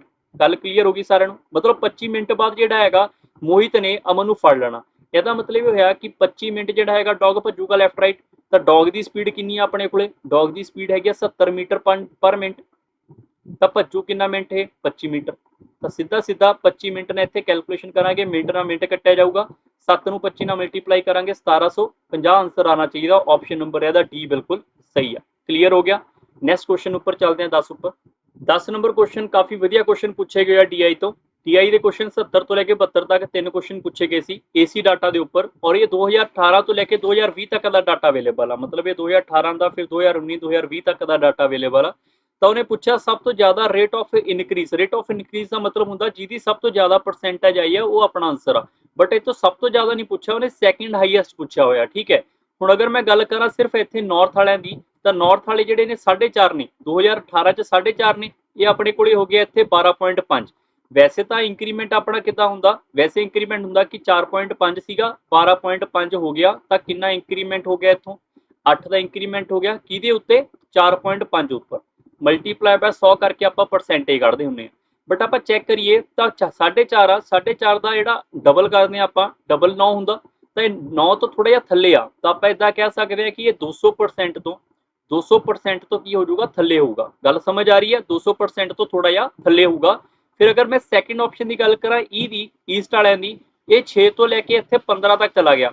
ਇਹ 6 ਤੋਂ 15 ਤੱਕ ਚਲਾ ਗਿਆ। ਵੈਸੇ ਹੀ ਚੈੱਕ ਕਰ ਲਓ, 6 ਦਾ ਡਬਲ ਕਿੰਨਾ ਹੁੰਦਾ, 12। ਇਹ 12 ਤੋਂ ਉੱਪਰ ਚਲਾ ਗਿਆ, ਮਤਲਬ ਇਹ 200% ਤੋਂ ਕੀ ਹੋ ਜਾਊਗਾ, ਇਹ 200% ਤੋਂ ਜ਼ਿਆਦਾ ਹੋ ਜਾਊਗਾ। ਅੰਡਰਸਟੈਂਡ? ਬਟ 6 ਦਾ 3 ਗੁਣਾ ਕਿੰਨਾ ਹੁੰਦਾ, 18। 18 ਤੋਂ ਘੱਟ ਆ, 300% ਤੋਂ ਥੱਲੇ ਆ। ਫਿਰ ਨੈਕਸਟ ਵਾਲਾ ਜਿਹੜਾ ਸਾਊਥ ਵਾਲਾ, ਉਹ 2.3 ਤੋਂ 11.2 ਚਲਾ ਗਿਆ। 2.3 ਤੋਂ 11.2 ਜਾਣ ਦਾ ਸਿੱਧਾ ਸਿੱਧਾ ਮਤਲਬ ਆ ਲਗਭਗ 5 ਗੁਣਾ। 5 ਗੁਣਾ ਦਾ ਮਤਲਬ ਆ 500% ਦੇ ਆਸ-ਪਾਸ ਆਏ। ਠੀਕ ਹੈ। ਫਿਰ ਇਹ 5.5 ਤੋਂ ਲੈ ਕੇ ਇਹ 16, 16.5 ਤੱਕ ਚਲਾ ਗਿਆ, 17 ਤੱਕ ਚਲਾ ਗਿਆ ਕਹਿ ਸਕਦੇ ਆ। ਤਾਂ 5.5 ਆ, 5.5 ਦਾ ਡਬਲ 11। 11 ਤੋਂ ਆਪਾਂ ਟ੍ਰਿਪਲ ਕਰ ਦਈਏ ਤਾਂ 16.5। ਆਪਾਂ ਇਹਨੂੰ ਸਿੱਧਾ ਹੀ ਚੈੱਕ ਕਰ ਲਓ, ਇਹ 16.5 ਦਾ ਲਗਭਗ ਹੈਗਾ 300% ਤੋਂ ਥੋੜਾ ਜਿਹਾ ਜ਼ਿਆਦਾ ਹੋਊਗਾ। ਚੈੱਕ ਕਰ ਲਓ। ਠੀਕ ਹੈ, ਜਿੱਦਾਂ ਮੈਂ ਸੋਲਵ ਕੀਤਾ ਇਦਾਂ ਚੈੱਕ ਕਰ ਸਕਦੇ ਹੋ। ਫਿਰ ਹੈਗਾ 2.4, ਮਤਲਬ 2.5 ਮੰਨ ਲਈਏ। 2.5 ਦਾ 3 ਗੁਣਾ ਕਿੰਨਾ ਹੋ ਜਾਊਗਾ ਆਪਣੇ ਕੋਲੇ, 7.5। ਤਾਂ 7.5 ਇਹ ਵੀ ਆਪਣਾ 300% ਤੋਂ ਥੋੜਾ ਜਿਹਾ ਜ਼ਿਆਦਾ। ਉਹਨੇ ਸੈਕਿੰਡ ਹਾਈਐਸਟ ਪੁੱਛਿਆ, ਤਾਂ ਪਹਿਲਾ ਹਾਈਐਸਟ ਆਪਣੇ ਕੋਲੇ ਸਾਊਥ ਆ, ਤਾਂ ਪਹਿਲਾ ਹਾਈਐਸਟ ਇਹ ਉੱਤਰ ਨਹੀਂ ਹੋ ਸਕਦਾ, ਸਾਊਥ ਆਪਣਾ ਐਲੀਮੀਨੇਟ ਕਰ ਦੋ। ਫਿਰ ਅਗਰ ਗੱਲ ਕਰੀਏ 200% ਵਾਲੇ ਨੇ, ਇਹ ਆਪਣੇ ਕੋਲੇ ਹੈਗਾ 200% ਤੋਂ ਥੱਲੇ ਵਾਲਾ। ਠੀਕ ਹੈ, ਇਹ ਥੋੜਾ ਜ਼ਿਆਦਾ ਵਾਲਾ, ਇਹ 300% ਆ। ਤਾਂ ਪਹਿਲੇ ਦੋ ਵੀ ਗਲਤ ਹੋ ਗਏ। ਬਚ ਗਿਆ ਆਪਣੇ ਕੋਲੇ ਵੈਸਟ ਤੇ ਨਾਰਥ ਈਸਟ। ਤਾਂ ਆਪਸ਼ਨ ਨਾਰਥ ਈਸਟ ਵਾਲਾ ਅਵੇਲੇਬਲ ਆ, ਇਹ ਆਪਣਾ ਸਹੀ ਉੱਤਰ ਆ। ਵੈਸਟ ਆਪਸ਼ਨ ਹੀ ਹੈ ਨਹੀਂ। ਫਿਰ ਵੀ ਅਗਰ ਚੈੱਕ ਕਰਨਾ ਚਾਹੁੰਦੇ ਹੋ, ਇਹਨਾਂ ਨੂੰ ਤੁਸੀਂ ਪ੍ਰੋਪਰਲੀ ਵੀ ਕੈਲਕੂਲੇਟ ਕਰੋਗੇ, ਜਿੱਦਾਂ ਆਪਾਂ ਸਿੰਪਲੀਫਾਈ ਕੀਤਾ ਸੀ, ਤਾਂ ਉਹਦੇ ਨਾਲ ਪਰਸੈਂਟੇਜ ਵਾਈਜ਼ ਵੀ ਆਂਸਰ ਆ ਜਾਊਗਾ। ਬਟ ਹਲੇ ਲਈ ਆਂਸਰ ਆਪਣਾ ਥਰਡ ਆਪਸ਼ਨ ਆ। ਕੁਐਸਚਨ ਨੰਬਰ ਨੈਕਸਟ ਉੱਪਰ ਚੱਲਦੇ ਹਾਂ। 71 ਨੰਬਰ ਕਾਫੀ ਵਧੀਆ ਕੁਐਸਚਨ ਆ, ਵੀਡੀਓ ਪਾਜ਼ ਕਰਕੇ ਟਰਾਈ ਕਰ ਸਕਦੇ ਹੋ। What is the approximate good transporting in north 2000? North 2018 ਚ ਪੁੱਛਿਆ ਹੋਇਆ, ਤਾਂ ਇਹ ਆਪਣੇ ਕੋਲੇ 4.5 ਆ। ਇਹਨੂੰ ਆਪਾਂ ਲਿਖ ਲੈਂਦੇ ਹਾਂ ਔਰ 4.5 to the good transportation north east 2020। North east ਆਪਣੇ ਕੋਲੇ ਇਹ ਰਿਹਾ 2020 ਦਾ। ਠੀਕ ਹੈ ਨਾ, ਲਾਸਟ ਵਾਲਾ 2020 ਆ। ਤਾਂ ਇਹ ਕਿੰਨਾ ਹੈਗਾ ਮੇਰੇ ਕੋਲੇ 7.5। ਤਾਂ ਉਹਨੇ ਪੁੱਛਿਆ ਕਿ ਅਪਰੋਕਸੀਮੇਟ ਦੱਸੋ ਕਿੰਨਾ ਪਰਸੈਂਟੇਜ ਇਹ ਵਾਲਾ ਡਾਟਾ ਇਹਦੇ ਵਿੱਚ ਅਵੇਲੇਬਲ ਆ। ਤਾਂ ਮਤਲਬ 4.5 ਦਾ ਡਾਟਾ ਪੁੱਛਿਆ, ਕਿਹਦੇ ਚੋਂ 7.5 ਚੋਂ ਮਲਟੀਪਲਾਈ ਬਾय 100 ਕਰਾਂਗੇ ਤਾਂ ਆਪਣੇ ਕੋਲੇ ਆਂਸਰ ਆਊਗਾ। ਇਹ ਵਾਲੇ ਪੁਆਇੰਟ ਹਟ ਜੂਗੇ, ਇੱਥੇ 0 ਨਾਲ 0 ਕੱਟੀਗੀ। ਫਿਰ ਇਹਨੂੰ 44 ਮੰਨ ਲਓ, 45 ਆ, 44 ਮੰਨ ਲਾਂਗੇ ਤਾਂ ਆਪਣੇ ਕੋਲੇ 4/7 ਹੋ ਜਾਊਗਾ। 11 ਦੇ ਟੇਬਲ ਤੇ ਕੱਟਿਆ ਗਿਆ। ਹੁਣ 400 ਹੋ ਗਿਆ ਉੱਪਰ, 400/7 ਕਰਾਂਗੇ ਤਾਂ ਆਪਣਾ ਆਂਸਰ ਆ ਜਾਊਗਾ ਅਪਰੋਕਸੀਮੇਟ। ਅਪਰੋਕਸੀਮੇਟ ਚ ਦੇਖੋ, ਅਗਰ ਸਿੰਪਲੀਫਾਈ ਕਰਨ ਬੈਠਾਂਗੇ ਤਾਂ ਆਪਣੇ ਕੋਲੇ 5 ਟਾਈਮ ਕੱਟਿਆ ਜਾਊਗਾ। ਤਾਂ 584 ਦੇ ਅਪਰੋਕਸੀਮੇਟ ਆਊਗਾ ਆਪਸ਼ਨ ਨੰਬਰ ਸੀ। ਕਲੀਅਰ? ਨੈਕਸਟ ਕੁਐਸਚਨ ਉੱਪਰ ਚੱਲਦੇ ਹਾਂ। What is the ratio of average good in transportation in south? South ਦਾ ਪੁੱਛਿਆ ਹੋਇਆ। In the given 3 year to the average good transport in the west in the same period. ਤਾਂ west ਵਿੱਚ ਪੁੱਛਿਆ ਹੋਇਆ। ਠੀਕ ਹੈ, ਵੈਸਟ ਦੇ ਨਾਲ ਇਹਨਾਂ ਨੇ ਰੇਸ਼ੀਓ ਬਣਾ ਕੇ ਐਵਰੇਜ ਦਾ ਡਾਟਾ ਪੁੱਛਿਆ। ਹੁਣ ਸਭ ਤੋਂ ਪਹਿਲਾਂ ਸਾਊਥ ਦੀ ਗੱਲ ਕਰੀਏ, ਤਾਂ ਸਾਊਥ ਵਿੱਚ ਸਾਰਾ ਡਾਟਾ ਐਡ ਕਰ ਲੈਂਦੇ ਆ। ਤੇ 8 ਤੇ 3 ਕਿੰਨਾ ਹੋ ਗਿਆ, 11। 11 ਤੇ 2 ਕਿੰਨਾ ਹੋ ਗਿਆ ਮੇਰੇ ਕੋਲ ਇੱਥੇ 13 ਤੇ 1 ਕੈਰੀ ਚੱਲ ਜੂਗਾ। ਠੀਕ ਹੈ, ਇੱਕ ਉਹ ਤੇ ਇਹ ਪੁਆਇੰਟ ਆ ਜੂਗਾ। ਇੱਕ ਉਹ ਤੇ ਆਲ 11 12 12 ਤੇ 5 ਆਪਣੇ ਕੋਲੇ 17 17 ਤੇ 2 19। ਤਾਂ ਆਪਣੇ ਕੋਲੇ 19.3 ਆ ਜੂਗਾ ਇੱਥੇ ਸਾਊਥ ਦਾ ਡਾਟਾ। 19.3 ਆਪਣੇ ਕੋਲੇ ਆ ਜੂਗਾ ਇੱਥੇ ਸਾਊਥ ਵਾਲਾ ਡਾਟਾ। ਹੁਣ ਉਹਨੇ ਦੂਸਰਾ ਕਿਹੜਾ ਪੁੱਛਿਆ ਆਪਣੇ ਕੋਲੇ? ਦੂਸਰਾ ਪੁੱਛਿਆ ਹੋਇਆ ਸੀਗਾ ਇੱਥੇ ਵੈਸਟ ਦਾ ਪੁੱਛਿਆ ਹੋਇਆ। ਤਾਂ ਵੈਸਟ ਵਾਲਾ ਡਾਟਾ ਐਡ ਕਰ ਲਓ। 6 ਆ ਰਿਹਾ, ਪੁਆਇੰਟ ਵਾਲੇ ਨੂੰ ਪਹਿਲਾਂ ਐਡ ਕਰ ਲਾਂਗੇ। 6 ਤੇ 5 11 11 ਤੇ 9 20 0 ਪੁਆਇੰਟ ਆਪਣੇ ਕੋਲੇ 2 ਕੈਰੀ ਲੈ ਗਿਆ ਉੱਪਰ। 2 ਤੇ 16 2 ਤੇ 16 ਆਪਣੇ ਕੋਲੇ 18 18 ਤੇ ਆਪਣੇ ਕੋਲੇ 4 ਕਿੰਨਾ ਹੋ ਜਾਊਗਾ, 22 ਤੇ 10 32 32 ਤੇ 5 37। ਤਾਂ ਇਹ ਆਪਣਾ ਵੈਸਟ ਦਾ ਡਾਟਾ ਕਿੰਨਾ ਆ ਗਿਆ, 37 ਆ ਗਿਆ ਟੋਟਲ। ਠੀਕ ਹੈ, ਹੁਣ ਉਹਨੇ ਪੁੱਛਿਆ ਹੋਇਆ ਕਿ ਇਹ ਦੱਸੋ ਇਹਨਾਂ ਦੀ ਰੇਸ਼ੋ ਦੱਸਣੀ ਆ, ਬਟ ਆਪਸ਼ਨ ਆਪਣੇ ਕੋਲੇ ਪਰਸੈਂਟੇਜ ਵਾਲੇ ਦੇ ਰੱਖਿਆ। ਜਦੋਂ ਵੀ ਇਦਾਂ ਡਾਟਾ ਹੋਊਗਾ ਆਪਾਂ ਇਹਦੀ ਰੇਸ਼ੋ ਬਣਾ ਲਈਏ। ਰੇਸ਼ੋ ਤੋਂ ਆਪਾਂ ਫ੍ਰੈਕਸ਼ਨ ਵੈਲਿਊ ਬਣਾ ਸਕਦੇ ਹਾਂ। ਫ੍ਰੈਕਸ਼ਨ ਵੈਲਿਊ ਨੂੰ ਉਲਟਾ ਕਰਕੇ ਨਾ ਲਿਖਿਓ, ਆਪਾਂ ਇਹਨੂੰ ਐਨ ਲਿਖਾਂਗੇ 37 ਨੂੰ ਉੱਪਰ ਲਿਖ ਲਈਏ। ਜਿੱਦਾਂ ਲਿਖਿਆ ਹੋਇਆ ਉਦਾਂ ਹੀ ਚੱਲੂਗਾ, ਕਿਉਂਕਿ ਜਿਹੜਾ ਡਾਟਾ ਪਹਿਲਾਂ ਆਊਗਾ ਉਹ ਆਪਣੇ ਕੋਲੇ ਉੱਪਰ ਹੋ ਜਾਊਗਾ, ਜਿਹੜਾ ਡਾਟਾ ਬਾਅਦ ਚ ਆਊਗਾ ਉਹ ਡਿਵਾਈਡ ਹੋ ਜਾਊਗਾ, ਮਲਟੀਪਲਾਈ ਬਾय 100 ਕਰ ਲਾਂਗੇ। ਹੁਣ ਇੱਥੋਂ ਪੁਆਇੰਟ ਹਟਾ ਲਾਂਗੇ, ਪੁਆਇੰਟ ਹਟਾ ਕੇ 0 ਆ ਗਿਆ, 0 ਇਹਦੇ ਨਾਲ ਕੱਟਿਆ ਗਿਆ। ਹੁਣ ਆਪਣਾ ਆਂਸਰ ਕਿੰਨਾ ਹੋ ਜਾਊਗਾ ਇੱਥੇ 1930 ਡਿਵਾਈਡ ਬਾय 37। ਜਾਂ ਤਾਂ ਇਦਾਂ ਸੋਲਵ ਕਰ ਲਈਏ ਜਾਂ ਫਿਰ ਸਿੱਧਾ ਹੀ ਚੈੱਕ ਕਰ ਲਾਂਗੇ ਕਿ 19.3/37 ਆ, ਇਹ ਇਹਦਾ ਹਾਫ ਦੇ ਆਸ-ਪਾਸ ਆ। ਹਾਫ ਦੇ ਆਸ-ਪਾਸ ਮਤਲਬ 50% ਦੇ ਆਸ-ਪਾਸ ਆਂਸਰ ਬੀ ਆਪਸ਼ਨ ਹੋਊਗਾ। ਇਹ ਇਹਦਾ ਸਹੀ ਉੱਤਰ ਆ। ਕੁਐਸਚਨ ਨੰਬਰ 13 ਉੱਪਰ ਚੱਲਦੇ ਹਾਂ। Skating champion move along the circumference of a circle radius 21 meter in 44 seconds. How many seconds will it take her to move along the perimeter of the hexagon? ਕਾਫੀ ਵਧੀਆ question ਆ, video ਪਾਜ਼ ਕਰਕੇ try ਕਰਨਾ ਚਾਹੁੰਦੇ ਹੋ ਕਰ ਸਕਦੇ ਹੋ। ਸਭ ਤੋਂ ਪਹਿਲਾਂ ਅਗਰ ਸਰਕਮਫਰੈਂਸ ਦੀ ਗੱਲ ਕਰੀਏ, ਸਰਕਮਫਰੈਂਸ ਆਫ ਏ ਸਰਕਲ ਹੁੰਦਾ ਕੀ ਆਪਣੇ ਕੋਲੇ 2 ਪਾਈ ਇਨਟੂ r। r ਆਪਣੇ ਕੋਲੇ 21 ਗਿਵਨ ਆ। ਹੁਣ ਆਪਾਂ ਇਹਨੂੰ ਚੈੱਕ ਕਰਾਂਗੇ ਤਾਂ 3 ਟਾਈਮ ਕੱਟਿਆ ਜਾਊਗਾ। ਹੁਣ ਆਪਾਂ ਇਹਨੂੰ ਮਲਟੀਪਲਾਈ ਵੀ ਕਰ ਸਕਦੇ ਹਾਂ, ਇੱਥੋਂ ਆਪਣੇ ਕੋਲੇ ਇਹਨੂੰ ਮਲਟੀਪਲਾਈ ਕਰਾਂਗੇ 44 ਨੂੰ ਆਪਾਂ ਟ੍ਰਿਪਲ ਕਰ ਦਾਂਗੇ 4 ਤੀਆ 12, ਇੱਕ ਕੈਰੀ ਚੱਲ ਜਾਊਗਾ ਤਾਂ 12 1 13। ਠੀਕ ਹੈ, 132 ਮੀਟਰ ਆਇਆ। 132 ਮੀਟਰ ਦਾ ਅਗਰ ਟਰੈਵਲ ਕਰਨਾ ਤਾਂ ਉਸ ਪਰਸਨ ਨੂੰ 44 ਸੈਕਿੰਡ ਲੱਗ ਰਿਹਾ, ਇਹ ਲਿਖਿਆ ਹੋਇਆ ਇਹਨਾਂ ਨੇ ਟੋਟਲ ਇੱਥੇ। ਹੁਣ ਅਗਰ ਮੈਂ ਹੈਕਸਾਗਨ ਦੀ ਗੱਲ ਕਰਾਂ, ਹੈਕਸਾਗਨ ਦੀ 6 ਸਾਈਡ ਹੁੰਦੀਆਂ ਨੇ, ਅਗਰ ਹਰ ਇੱਕ ਸਾਈਡ ਉੱਤੇ 42 ਮੀਟਰ ਉਹ ਚੱਲਣਾ ਚਾਹੁੰਦਾ ਤਾਂ ਟੋਟਲ ਕਿੰਨਾ ਚੱਲੂਗਾ, 42 × 6 ਕਰ ਲਾਂਗੇ ਤਾਂ 6 ਦੂਣੀ 12, ਇੱਕ ਕੈਰੀ ਚੱਲ ਜੂਗਾ ਆਪਣੇ ਕੋਲੇ, ਕਿੰਨਾ ਹੋ ਜਾਊਗਾ 6 ਤੇ 24 ਤੇ 1 25, ਤਾਂ ਆਪਣੇ ਕੋਲੇ 252 ਆ ਗਿਆ। ਹੁਣ ਉਹ ਕਹਿੰਦਾ ਕਿ ਆਪਾਂ ਜਿਹੜਾ ਆਪਾਂ ਚੱਲਣਾ ਡਿਸਟੈਂਸ ਆ ਉਹ ਚੱਲਣਾ ਆਪਾਂ 252 ਮੀਟਰ ਚੱਲਣਾ। ਅਗਰ 132 ਦੀ ਵੈਲਿਊ ਆਪਣੇ ਕੋਲੇ 44 ਆ ਤਾਂ 252 ਦੀ ਵੈਲਿਊ ਕਿੰਨੀ ਹੋ ਜੂਗੀ, 44/132 ਮਲਟੀਪਲਾਈ ਬਾਈ 252। ਕਲੀਅਰ। ਸੋ ਆਪਾਂ ਇਹਨੂੰ ਕੱਟ ਆਊਟ ਕਰਕੇ ਦੇਖ ਲੈਂਦੇ ਆ, ਆਪਣੇ ਕੋਲੇ ਕੈਂਸਲ ਹੋ ਰਿਹਾ, 11 ਦੇ ਟੇਬਲ ਤੇ ਕੱਟ ਦਿੰਦੇ ਆ, ਉੱਪਰ ਆ ਜਾਊਗਾ ਆਪਣੇ ਕੋਲੇ 4, ਨੀਚੇ ਆ ਜਾਊਗਾ ਆਪਣੇ ਕੋਲੇ ਇੱਥੇ 1 ਤੇ 2, ਫਿਰ ਕੱਟਿਆ ਜਾਊਗਾ 3 ਵਾਰ, 3 ਇਹਦੇ ਨਾਲ ਕੱਟਿਆ ਜਾਊਗਾ 84 ਆਪਣਾ ਆਨਸਰ ਹੋ ਜਾਊਗਾ ਇੱਥੇ। 84 ਸੈਕਿੰਡ ਲੱਗਣਗੇ ਜਦੋਂ ਹੈਗਜ਼ਾਗਨ ਨੂੰ ਟਰੈਵਲ ਕਰੂਗਾ। ਬਟ ਇਹ ਕੁਐਸਚਨ 'ਚ ਇੱਕ ਗੱਲ ਦਾ ਧਿਆਨ ਰੱਖਣਾ ਸੀ, ਸਕੈਟਿੰਗ ਜਿਹੜਾ ਹੈਗਾ ਉਹਦੀ ਸਪੀਡ ਤਾਂ ਸੇਮ ਹੋਗੀ ਨਾ, ਚਾਹੇ ਉਹ ਆਪਾਂ ਇੱਥੇ ਕਵਰ ਕਰਵਾਈਏ ਇੱਥੇ ਕਵਰ ਕਰਵਾਈਏ, ਇਸ ਲਈ ਆਪਾਂ ਇਹਨੂੰ ਡਾਇਰੈਕਟ ਸੋਲਵ ਕਰ ਲਿਆ ਅਗਰ ਆਪਣੇ ਕੋਲੇ ਸਪੀਡ ਸੇਮ ਆ, ਨਹੀਂ ਅਗਰ ਅਲੱਗ ਪਰਸਨ ਹੁੰਦਾ ਤਾਂ ਆਪਾਂ ਨੂੰ ਕੰਪੇਅਰ ਕਰਨਾ ਪੈਂਦਾ। ਠੀਕ ਹੈ, ਕੁਐਸਚਨ ਨੰਬਰ 14 ਉੱਪਰ ਚੱਲਦੇ ਹਾਂ। 14 ਨੰਬਰ ਕੁਐਸਚਨ ਜਿਹੜਾ ਹੈਗਾ ਆਪਣੇ ਕੋਲੇ DI ਦੇ ਉੱਪਰ ਆ, ਦੋ ਆਪਣੇ ਕੋਲੇ ਪਾਈ ਡਾਇਗਰਾਮ ਗਿਵਨ ਆ, ਇਹਨੂੰ ਕਰਨ ਦੇ ਦੋ ਤਰੀਕੇ ਹੁੰਦੇ ਨੇ ਜਦੋਂ ਵੀ ਆਪਣੇ ਕੋਲ ਡਬਲ ਆਊਗਾ। ਪਹਿਲਾ ਤਰੀਕਾ ਜਿਹੜਾ ਈਜ਼ੀ ਤਰੀਕਾ ਹੁੰਦਾ ਉਹ ਹੁੰਦਾ ਕਿ ਆਪਾਂ ਬੇਸ ਸੇਮ ਕਰ ਲਈਏ, ਜਿਵੇਂ 250 ਆ ਤਾਂ ਨੀਚੇ ਵਾਲਾ ਜਿਹੜਾ ਆਪਣੇ ਕੋਲੇ ਗਿਵਨ ਡਾਟਾ ਉਹ 200 kg ਆ ਤਾਂ ਇਹਨੂੰ ਵੀ ਆਪਾਂ 250 ਕਰ ਲਈਏ, ਜਾਂ ਫਿਰ ਉੱਪਰ ਵਾਲੇ ਨੂੰ ਵੀ 200 ਕਰ ਲਓ, ਇੱਥੇ ਵੀ 200 ਕਰ ਲਓ, ਤਾਂ ਆਪਾਂ ਨੂੰ ਕੰਪੇਅਰ ਕਰਨਾ ਈਜ਼ੀ ਹੋ ਜਾਂਦਾ। ਇੱਕ ਤਾਂ ਇਹ ਤਰੀਕਾ ਹੁੰਦਾ ਜਿਨ੍ਹਾਂ ਨੂੰ ਬੇਸ ਕੰਪੇਅਰ ਕਰਨਾ ਆਉਂਦਾ ਉਹਨਾਂ ਲਈ, ਜਿਨ੍ਹਾਂ ਨੂੰ ਨਹੀਂ ਆਉਂਦਾ ਬੇਸ ਬੇਸ ਬਰਾਬਰ ਕਰਨਾ ਤਾਂ ਕੋਈ ਪੰਗੇ ਵਾਲੀ ਗੱਲ ਨਹੀਂ ਹੈਗੀ, ਤਾਂ ਉਹਨੇ ਚੈੱਕ ਕਰਨ ਨੂੰ ਕਿਹਾ what is the difference between the quantity of A vanilla in kg Q in kg at parallel Q to that of parallel P। तो P ਤੇ ਚੈੱਕ ਕਰੀਏ, P ਚ ਵਿੱਚ ਵਨੀਲਾ ਕਿੰਨਾ ਆਪਣੇ ਕੋਲੇ, ਸੈਕਿੰਡ ਆਪਸ਼ਨ ਮਤਲਬ ਜਿਹੜਾ 12%, ਤਾਂ 250 ਦਾ 12% ਕੱਢਣਾ ਹੋਵੇ ਤਾਂ ਪੇਪਰ ਤੁਸੀਂ ਜਿਸ ਪੇਪਰ ਦੀ ਤਿਆਰੀ ਕਰ ਰਹੇ ਹੋ ਤਾਂ 12% ਕੱਢਣਾ ਕੋਈ ਵੱਡੀ ਗੱਲ ਨਹੀਂ ਇੱਥੇ। ਇਹ ਆਪਣੇ ਕੋਲੇ ਸਿੱਧਾ ਹੀ 50 ਦੇ ਟੇਬਲ ਤੇ ਕੱਟਿਆ ਜਾਊਗਾ, ਉੱਪਰ ਆ ਜਾਊਗਾ 5, ਇੱਥੇ ਕੱਟਿਆ ਜਾਊਗਾ, ਇਹ ਹੋ ਜਾਊਗਾ 6 6 5 30 kg। ਕਲੀਅਰ। ਦੂਸਰੀ ਗੱਲ ਕਰੀਏ ਅਗਰ ਇਹਦਾ 200 kg ਆ, 200 kg ਦਾ 11%, ਇਹ ਵੀ ਵਨੀਲਾ, 200 kg ਦਾ 11% ਕੱਢਾਂਗੇ ਕਿੰਨਾ ਹੋ ਜਾਊਗਾ 22 kg, ਤਾਂ ਇਹਨਾਂ ਦੋਨਾਂ ਦਾ ਡਿਫਰੈਂਸ ਕਿੰਨਾ ਹੋ ਜਾਊਗਾ 8 kg। ਇਹ ਆਪਣੇ ਇਸ ਕੁਐਸਚਨ ਦਾ ਸਹੀ ਉੱਤਰ ਆ। ਜਿਨ੍ਹਾਂ ਨੂੰ ਬੇਸ ਬਰਾਬਰ ਕਰਨਾ ਆਉਂਦਾ ਉਹਨਾਂ ਨੂੰ ਇਹ ਕੈਲਕੂਲੇਸ਼ਨ ਤੋਂ ਬਚ ਕੇ ਸਿੱਧਾ ਹੀ ਡਿਫਰੈਂਸ ਕਰਨਾ ਕੰਪੇਅਰ ਕਰਕੇ ਹੋ ਜਾਊਗਾ, ਬਟ ਇਹ ਆ ਵੀ ਤੁਹਾਨੂੰ ਬੇਸ ਬਰਾਬਰ ਕਰਨਾ ਆਉਣਾ ਵੀ ਚਾਹੀਦਾ। ਠੀਕ ਹੈ, ਕੁਐਸਚਨ ਨੰਬਰ ਨੈਕਸਟ ਉੱਪਰ ਚੱਲਦੇ। ਸੈਕਿੰਡ ਕੁਐਸਚਨ ਆ which are the two ice cream that are less in quantity P that of a Q। ਤਾਂ P ਦੇ ਵਿੱਚ ਕਿਹੜੀ ਵੈਲਿਊ ਘੱਟ ਆ ਐਜ਼ ਕੰਪੇਅਰ ਟੂ Q, ਜਾਂ ਫਿਰ Q ਵਿੱਚ ਕਿਹੜੀ ਵੈਲਿਊ ਜ਼ਿਆਦਾ। ਠੀਕ ਹੈ, ਸਭ ਤੋਂ ਪਹਿਲਾਂ ਅਗਰ ਗੱਲ ਕਰੀਏ ਤਾਂ ਆਪਣੇ ਕੋਲੇ ਇੱਥੇ ਮੈਂ ਪ੍ਰੋਪਰਲੀ ਲਿਖ ਦਿੰਦਾ, ਜਿਵੇਂ 250 ਹੈਗਾ, 250 ਦਾ 14%। ਹੁਣ ਦੇਖੋ ਬਾਰ-ਬਾਰ ਅਗਰ ਸਿੰਪਲੀਫਾਈ ਕਰਨਾ ਹੋਊਗਾ ਤਾਂ ਮੈਂ ਇੱਥੇ ਲਿਖੂੰਗਾ 250, ਹੁਣ 14% ਆ, ਸਾਰੇ ਬੱਚੇ ਧਿਆਨ ਨਾਲ ਸੁਣਿਓ, 14% ਜਦੋਂ ਹੋਊਗਾ ਤਾਂ ਇਹ ਹਮੇਸ਼ਾ ਕੱਟ ਕੇ ਆਪਣੇ ਕੋਲੇ 5/2 ਆਊਗਾ ਜਾਂ ਨਹੀਂ ਆਊਗਾ।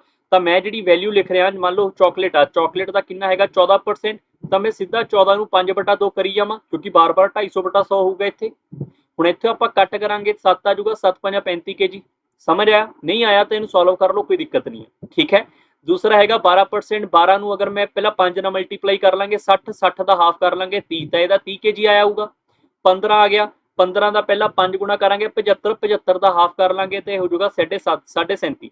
ਫਿਰ ਆ ਗਿਆ 21 ਨੂੰ ਪਹਿਲਾਂ 5 ਨਾਲ ਗੁਣਾ ਕਰ ਲਾਂਗੇ, ਆਪਣੇ ਕੋਲੇ ਹੋ ਜਾਊਗਾ 105, ਫਿਰ ਉਹਦਾ ਹਾਫ ਕਰ ਲਾਂਗੇ ਤੇ ਹੋ ਜਾਊਗਾ 105 ਆ ਜਾਊਗਾ, 105 ਨੂੰ ਹਾਫ ਕਰ ਲਾਂਗੇ ਤਾਂ 52.5। ਠੀਕ ਹੈ, ਥਰਡ ਹੈਗਾ ਮੇਰੇ ਕੋਲੇ 23 ਨੂੰ ਗੁਣਾ 5 ਕਰਕੇ ਹਾਫ ਕਰ ਲਾਂਗੇ ਤਾਂ ਇਹ ਹੋ ਜਾਊਗਾ 57.5। ਲਾਸਟ ਹੈਗਾ 15 ਗੁਣਾ ਆਪਾਂ 5 ਕਰਕੇ ਬਟਾ 2 ਕਰ ਲਾਂਗੇ ਤੇ ਹੋ ਜਾਊਗਾ 37.5। ਮੈਂ ਸਾਰਿਆਂ ਦੀ ਪਰਸੈਂਟੇਜ ਕੱਢਤੀ। ਹਾਲਾਂਕਿ ਅਗਰ ਤੁਸੀਂ ਬੇਸ ਕੰਪੇਅਰ ਕਰਨਾ ਜਾਣਦੇ ਹੋ ਤਾਂ ਉਹਦੇ ਨਾਲ ਇਹ ਕੁਐਸਚਨ ਦਾ ਆਨਸਰ ਬਹੁਤ ਜਲਦੀ ਆਉਂਦਾ। ਠੀਕ ਹੈ, ਉਹ ਵੀ ਮੈਂ ਤੁਹਾਨੂੰ ਕਿਸੇ ਫਿਊਚਰ ਕਲਾਸ 'ਚ ਪ੍ਰੋਵਾਈਡ ਕਰਵਾ ਦੂੰਗਾ, ਤਾਂ ਮੇ ਵੀ ਜਦੋਂ ਤੁਸੀਂ ਇਸ ਵੀਡੀਓ ਨੂੰ ਦੇਖ ਰਹੇ ਹੋਵੋਗੇ ਤਦ ਤੱਕ ਮੈਂ ਕਰਵਾ ਦਿੱਤਾ ਹੋਊਗਾ, ਤਾਂ ਪਲੇਲਿਸਟ ਜ਼ਰੂਰ ਚੈੱਕ ਕਰਿਆ ਕਰੋ ਸਾਰੀਆਂ ਪ੍ਰੋਪਰਲੀ। ਠੀਕ ਹੈ, ਤਾਂ ਹੁਣ 200 kg ਵਾਲਾ ਚੈੱਕ ਕਰ ਲੈਂਦੇ ਹਾਂ। 200 kg ਦਾ 18% ਕਿੰਨਾ ਹੋ ਜਾਊਗਾ 36 kg ਸਿੱਧਾ ਹੀ, 11% ਕਿੰਨਾ ਹੋ ਜਾਊਗਾ 22, ਤੇ 13% ਕਿੰਨਾ ਹੋ ਜਾਊਗਾ 26, ਫਿਰ 21% ਕਿੰਨਾ ਹੋ ਜਾਊਗਾ 42, ਡਬਲ ਹੋਈ ਜਾਊਗਾ ਸਿੱਧਾ 16% ਕਿੰਨਾ ਹੋ ਜਾਊਗਾ ਆਪਣੇ ਕੋਲੇ ਇੱਥੇ 32, ਲਾਸਟ ਵਾਲਾ ਹੈਗਾ ਆਪਣੇ ਕੋਲੇ 21 ਤਾਂ ਫਿਰ 42। ਠੀਕ ਹੈ, ਹੁਣ ਆਪਾਂ ਚੈੱਕ ਕਰਨਾ P ਵਾਲਾ ਕਿਹੜਾ ਘੱਟ ਆ, ਕਿਉਂ ਨਾਲੋਂ ਇਹੀ ਪੁੱਛਿਆ ਹੋਇਆ। ਹੁਣ ਅਗਰ 35 ਦੀ ਗੱਲ ਕਰੀਏ ਤਾਂ ਪਹਿਲਾਂ ਆਪਣੇ ਕੋਲੇ ਦੇਖੋ ਚਾਕਲੇਟ ਹੋ ਗਿਆ, ਚਾਕਲੇਟ ਇੱਧਰ ਆ ਤੇ ਆਹ ਚਾਕਲੇਟ ਆ, ਇਹਦਾ ਮਤਲਬ ਚਾਕਲੇਟ ਘੱਟ ਆ, ਤਾਂ ਆਪਸ਼ਨ ਦੇਖੋ A ਵਾਲਾ ਆਪਸ਼ਨ ਐਲੀਮੀਨੇਟਡ, A ਐਲੀਮੀਨੇਟਡ, बच गया अपने कोले 2 ऑप्शन। हुण सारे नहीं चैक करने, चॉकलेट चैक कर लिया, सिर्फ बटर स्कॉच चैक कर लैंदे हुण। बटर स्कॉच अपने कोले लास्ट आ, तां लास्ट विच बटर स्कॉच इहदी घट आ, मतलब ऑप्शन नंबर ए ही सही होना। ठीक है, बाकी तुसीं सारे चैक कर लो, तुहानूं ऑटोमैटिकली पता लग जाऊगा। नैक्सट क्वेश्चन उपर चलदे हां। What is the absolute difference in quantity in kg of raspberry and strawberry together at P and Q? Strawberry ते रसबेरी की गल हो रही है। स्ट्रॉबेरी अपने कोले थर्ड आ ए पॉइंट एंड रसबेरी हैगा अपने कोले इधर फोर्थ पॉइंट। तो दोनों नूं ऐड कर लांगे, कितना हो जाऊगा इत्थे, दोनों नूं ऐड कर लांगे अपने कोले हो जाऊगा इत्थे 36%। तो 250 का 36% कट लीए, या फिर पिछे सॉल्व कीता तां होया सी, इन्हां दोनों नूं ऐड करन दी गल हो रही है। इन्हां दोनों नूं ऐड कर लांगे तां इहनूं आपां 0.5 दे देंगे 38, 38 तो हो जाऊगा 40, 40 ते 50 90। तो इहनूं सॉल्व कर लांगे तां इन्हां दोनों की वैल्यू आ जाऊगी 90 kg। नहीं पता लग्या तो इन्हों ऐड कर लो 36, तो 250 का 36% कर लोगे तो भी 90 kg। हुण नैक्सट अपने कोले हैगा इधर स्ट्रॉबेरी ते रसबेरी, इधर इन्हों चैक कर लांगे कितना हो जाऊगा मेरे को 3 ते 1 4 ते 4 ये हो गया ते 34, 34% है। 34% का अगर मैं डबल कर दूंगा, 34 का अगर डबल कर देंगे तो मेरे को हो जाऊगा 68। तो इन्होंने दोनों का डिफरेंस पूछा हुआ, डिफरेंस कितना आऊगा 22 kg। ए दा आंसर क्या आऊगा option number A. Clear. Next question number उपर चलते हैं 17 उपर। The number this is divisible by what number, ये पूछा कि डिवाइड होगा। देखो काफ़ी फेमस क्वेश्चन है, क्वेश्चन मैं नंबर सिस्टम च करवाए हुए, तुसीं जाके चैक कर लो, CDS क्लास सारे इदां दे टॉपिक अवेलेबल आ। ठीक है, अगर मान लो थोनों डिविजिबिलिटी रूल की गल करिए, कई बार मान लो जिवें मैं क्वेश्चन की गल करना कि मैं इहदा शॉर्टकट दस्सिया होया, मान लो तुसीं नहीं भी पढ़िया, कई बार हुंदा नहीं किसी बच्चे ने पढ़िया होया, तो तुहानूं 3 का डिविजिबल या 11 का डिविजिबल आना जरूरी है इस क्वेश्चन लिए। थोड़ा लंबा क्वेश्चन हो जाएगा बट आंसर तो आऊगा। सब तो पहला अगर मैं 3 का डिविजिबल की गल करा तो 3 का डिविजिबल की है, जिवें 3 का कट्टिया गया, 3 अपने कोले सीधा सीधा कट्टिया जा रहा, 3 का डिविजिबल हुंदा सब का ऐड करके 3 डिवाइड करके देखो, नहीं तो 3 वाले सैपरेट सैपरेट भी कट कर सकते हो। जिवें देखो 1 2 3, 3 कट्टिया गया, 3 कट दो, फिर आ वाला 1 2 3 ये भी कट्टे गए, फिर आ 1 2 3 ये भी कट्टिया गया, फिर आ 1 2 3 ये भी कट्टिया गया, डबल 1 रह गया, 1 1 2 हो गया, 2 दे विच आपां 3 बना लिए, 1 नंबर चाहिए आपां नूं, मतलब ये नंबर 3 नाल डिवाइड नहीं हुंदा, तो पहला ऑप्शन एलिमीनेट हो गया, थर्ड ऑप्शन एलिमीनेट हो गया, बच गए 2 ऑप्शन। हुण पंगा आ गया सर 11 का डिविजिबल, तो 11 का डिविजिबल कोई लंबा चौड़ा काम थोड़ी है। 11 का डिविजिबल हो गया 3 ते 1 4, 4 ते 1 5, एक एक नंबर छड्ड के आपां नूं ऐड करना हुंदा। 5 हो गया सी, 5 ते 3 8, 8 ते 1 9, 9 ते 1 10, 10 ते 3 13, 13 ते 1 13 ते 1 अपने कोले हो जाऊगा इत्थे 14, 14 ते 1 15, 15 ते 3 18, 18 ते 1 19 ये आऊगा। फिर बच्चों नूं ऐड कर लो, 1 ते 3 4, 4 ते 1 5, 5 ते 1 6, 6 ते 3 6 ते 9, 9 ते फिर 1 ते 1 2, 9 ते 2 11, 11 ते 3 14, 14 ते 1 ते 1 2 15 16। ठीक है, 15 16 आ जाऊगा, 16 मान लो, तो इहदा डिफरेंस 3 आ गया। डिफरेंस जो या तो 0 या 11 का मल्टीपल आना चाहिए, तो मतलब ये 11 का मल्टीपल भी नहीं है, तो ऑप्शन नंबर इहदा डी हो जाऊगा, D is a right answer. Next question उपर चलते हैं 18 के उपर। There are 3 partner NMO distribute this money 1240 रुपए डिवाइड करने, जो N हैगा N हैगा अपने कोले ये 3/5 हैगा M का, जिहड़ा N आ वो 3/5 हैगा मेरे कोले M का। अगर मैं इत्थों लिखा कि N/M करो तो हो जाऊगा 3/5, तो यही तो अपने कोले की हुंदी है रेशो, यही तो अपने कोले रेशो हुंदी है 3:5 आ जाऊगा इत्थे। दूसरा हैगा M 2/3 ऑफ O लिखा होया, M जिहड़ा हैगा 2/3 ऑफ O हैगा, तो अगर मैं M रेशो O फाइंड करूंगा तो 2:3, तो अगर मैं M रेशो O लिखा तो वो अपने कोले कितना हो जाऊगा इत्थे 2:3 हो जाऊगा। हुण अगर NMO दे विच पैसे डिवाइड हो करने आ तो आपां नूं की आना चाहिए पड़ोसी मैथड, जिहड़ा 5 आ उहदे नाल आपां 5 लिख लांगे, 2 दे नाल आपां 2 लिख लांगे। ये भी क्वेश्चन तुहानूं रेशो प्रोपोर्शन च करवाए होए आ फिरदौसी बैच।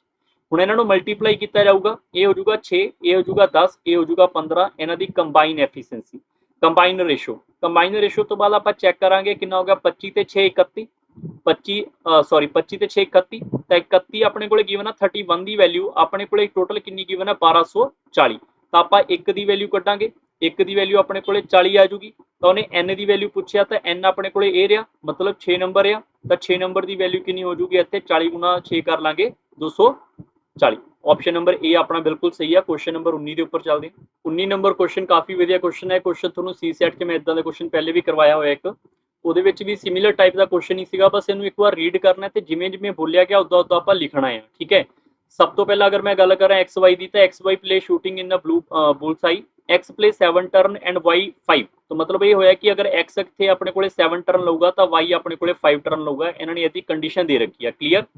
अगे लिखा होया but this bull eye only once in 3 turns, मतलब ਜਿਹੜਾ एक्स हैगा अपने कोले, ठीक है, एक्स ਜਿਹੜਾ हैगा वो 3 टर्न इथों 3 चों एक हिट करूगा। मतलब अगर एक्स की गल करिए तो एक्स इत्थे टोटल 3 विचों एक इत्थे रिहा प्रॉपरली हिट करूगा ते 2 इत्थे की कर दूगा, मिस कर दूगा। मैनू एक डाटा जिथे लिख देना ताकि प्रॉपरली आपां नूं समझ आ जाए। इनू हिट लिख लैंदे आ, इनू मिस लिख लैंदे आ, इनू लिख लैंदे आ आपां टोटल समझण वास्ते। इत्थे एक्स जिहड़ा हैगा अगर एक हिट करूगा, लिखा होया एक हिट करूगा टोटल 3 चों, इहदा मतलब 2 miss करूगा।